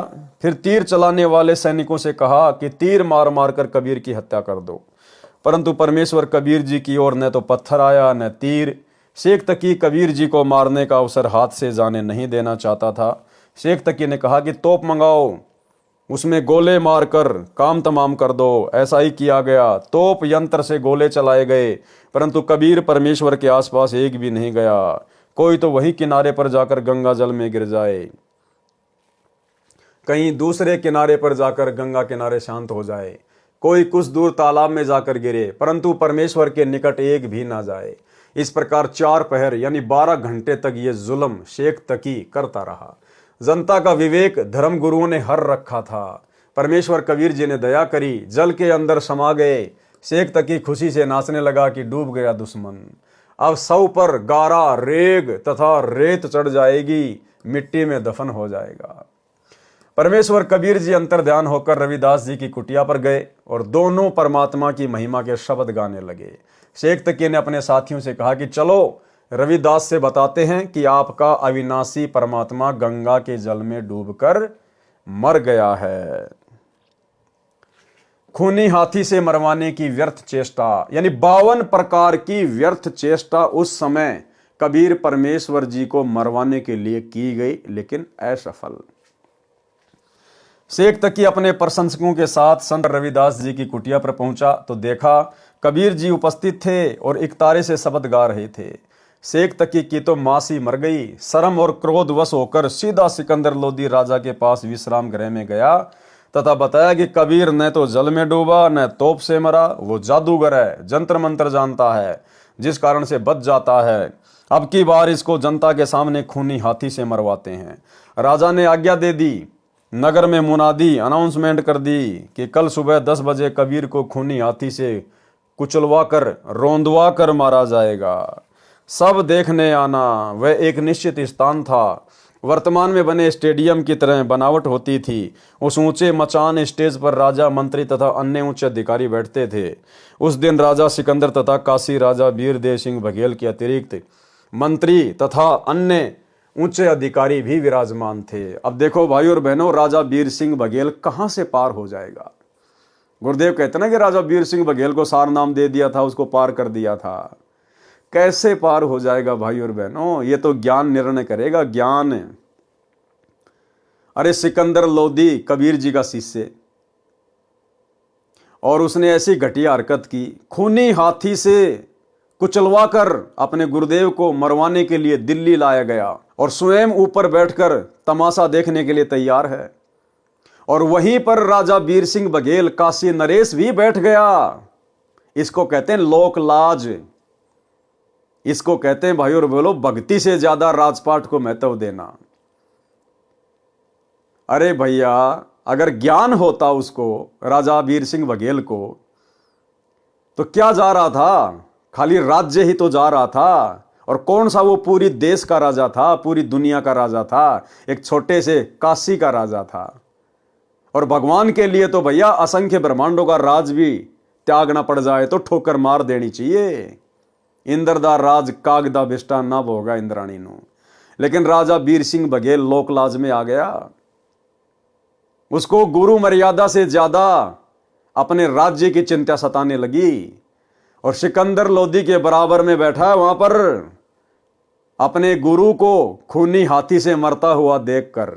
तो भाई और बहनों, राजा वीर सिंह बघेल में, सिकंदर लोदी में और महाभारत के भीष्म पितामह में, द्रोणाचार्य में और कर्ण में रति भर भी अंतर नहीं, रति भर भी।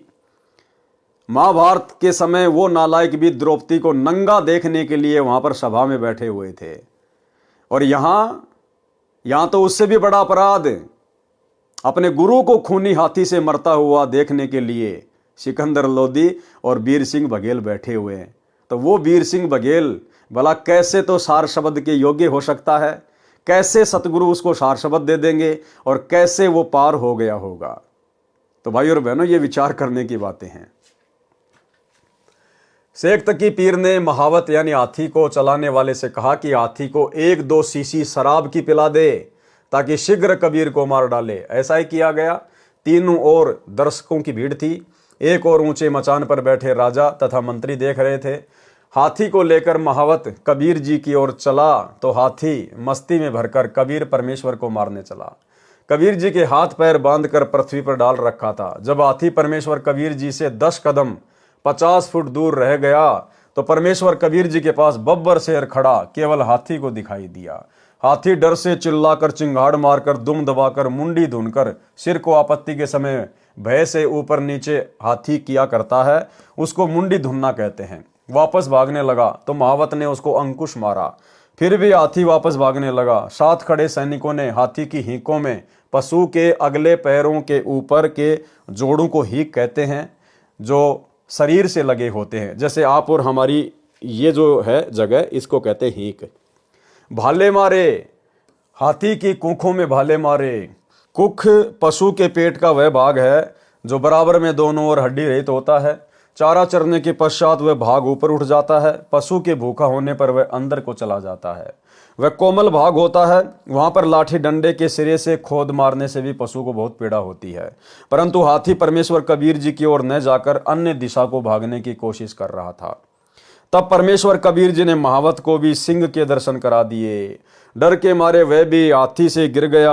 हाथी भाग गया। तब परमेश्वर कबीर जी के सब रस्से टूट गए और परमात्मा खड़े हुए, अंगड़ाई ली तथा जमाही, मुख खोलकर क्रिया की जाती है, ली तो इतने लंबे बढ़ गए कि सिर आसमान को लगा दिखाई दे रहा था। शरीर से अजब प्रकाश निकल रहा था। उसे देखकर दिल्ली का सम्राट सिकंदर भयभीत होकर मचान से उतरकर परमेश्वर के चरणों में गिर गया और बोला कि हे अल्लाह, सिर्फ अब की बार मेरा गुनाह अपराध क्षमा कर दो। ये दृश्य केवल सिकंदर राजा को ही नजर आ रहा था। फिर कबीर जी ने अपना सामान्य स्वरूप बना लिया और राजा को समझाकर अपनी कुटिया पर चले गए। सिकंदर राजा को तथा वीर सिंह बघेल राजा को कबीर जी के चरणों में गिरते देख शेख तकी ईर्ष्या से जल भुन गया तथा उपस्थित जनता से कहा कि कबीर जी ने जंतर मंत्र करके हाथी को भगा दिया। राजा सिकंदर तथा काशी नरेश वीर सिंह भी अपराधी जुलाहे का सम्मान कर रहे हैं। आपका इस नगरी में रहने का कोई औचित्य नहीं रह गया है। ये बात सुनकर सब जनता जन कहने लगे कि पीर जी, आप ठीक कह रहे हो, हम काशी त्याग कर चले जाएंगे। सिकंदर लोधी राजा तथा वीर सिंह ने स्वयं उनको समझाया तथा नगरी न त्यागने के लिए राजी किया। किसी भी व्यक्ति ने इतने चमत्कार देखकर भी परमात्मा को नहीं पहचाना।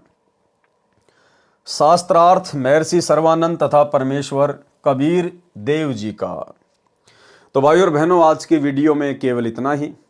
कल रात्रि 8 बजे पूज्य गुरुदेव सतगुरु रामपाल जी परमेश्वर जी के आशीर्वाद से हम आगे के विवरण को पढ़ेंगे, जिसमें पंडित सर्वानंद को कैसे गुरुदेव भगवान ने अपनी शरण में लिया।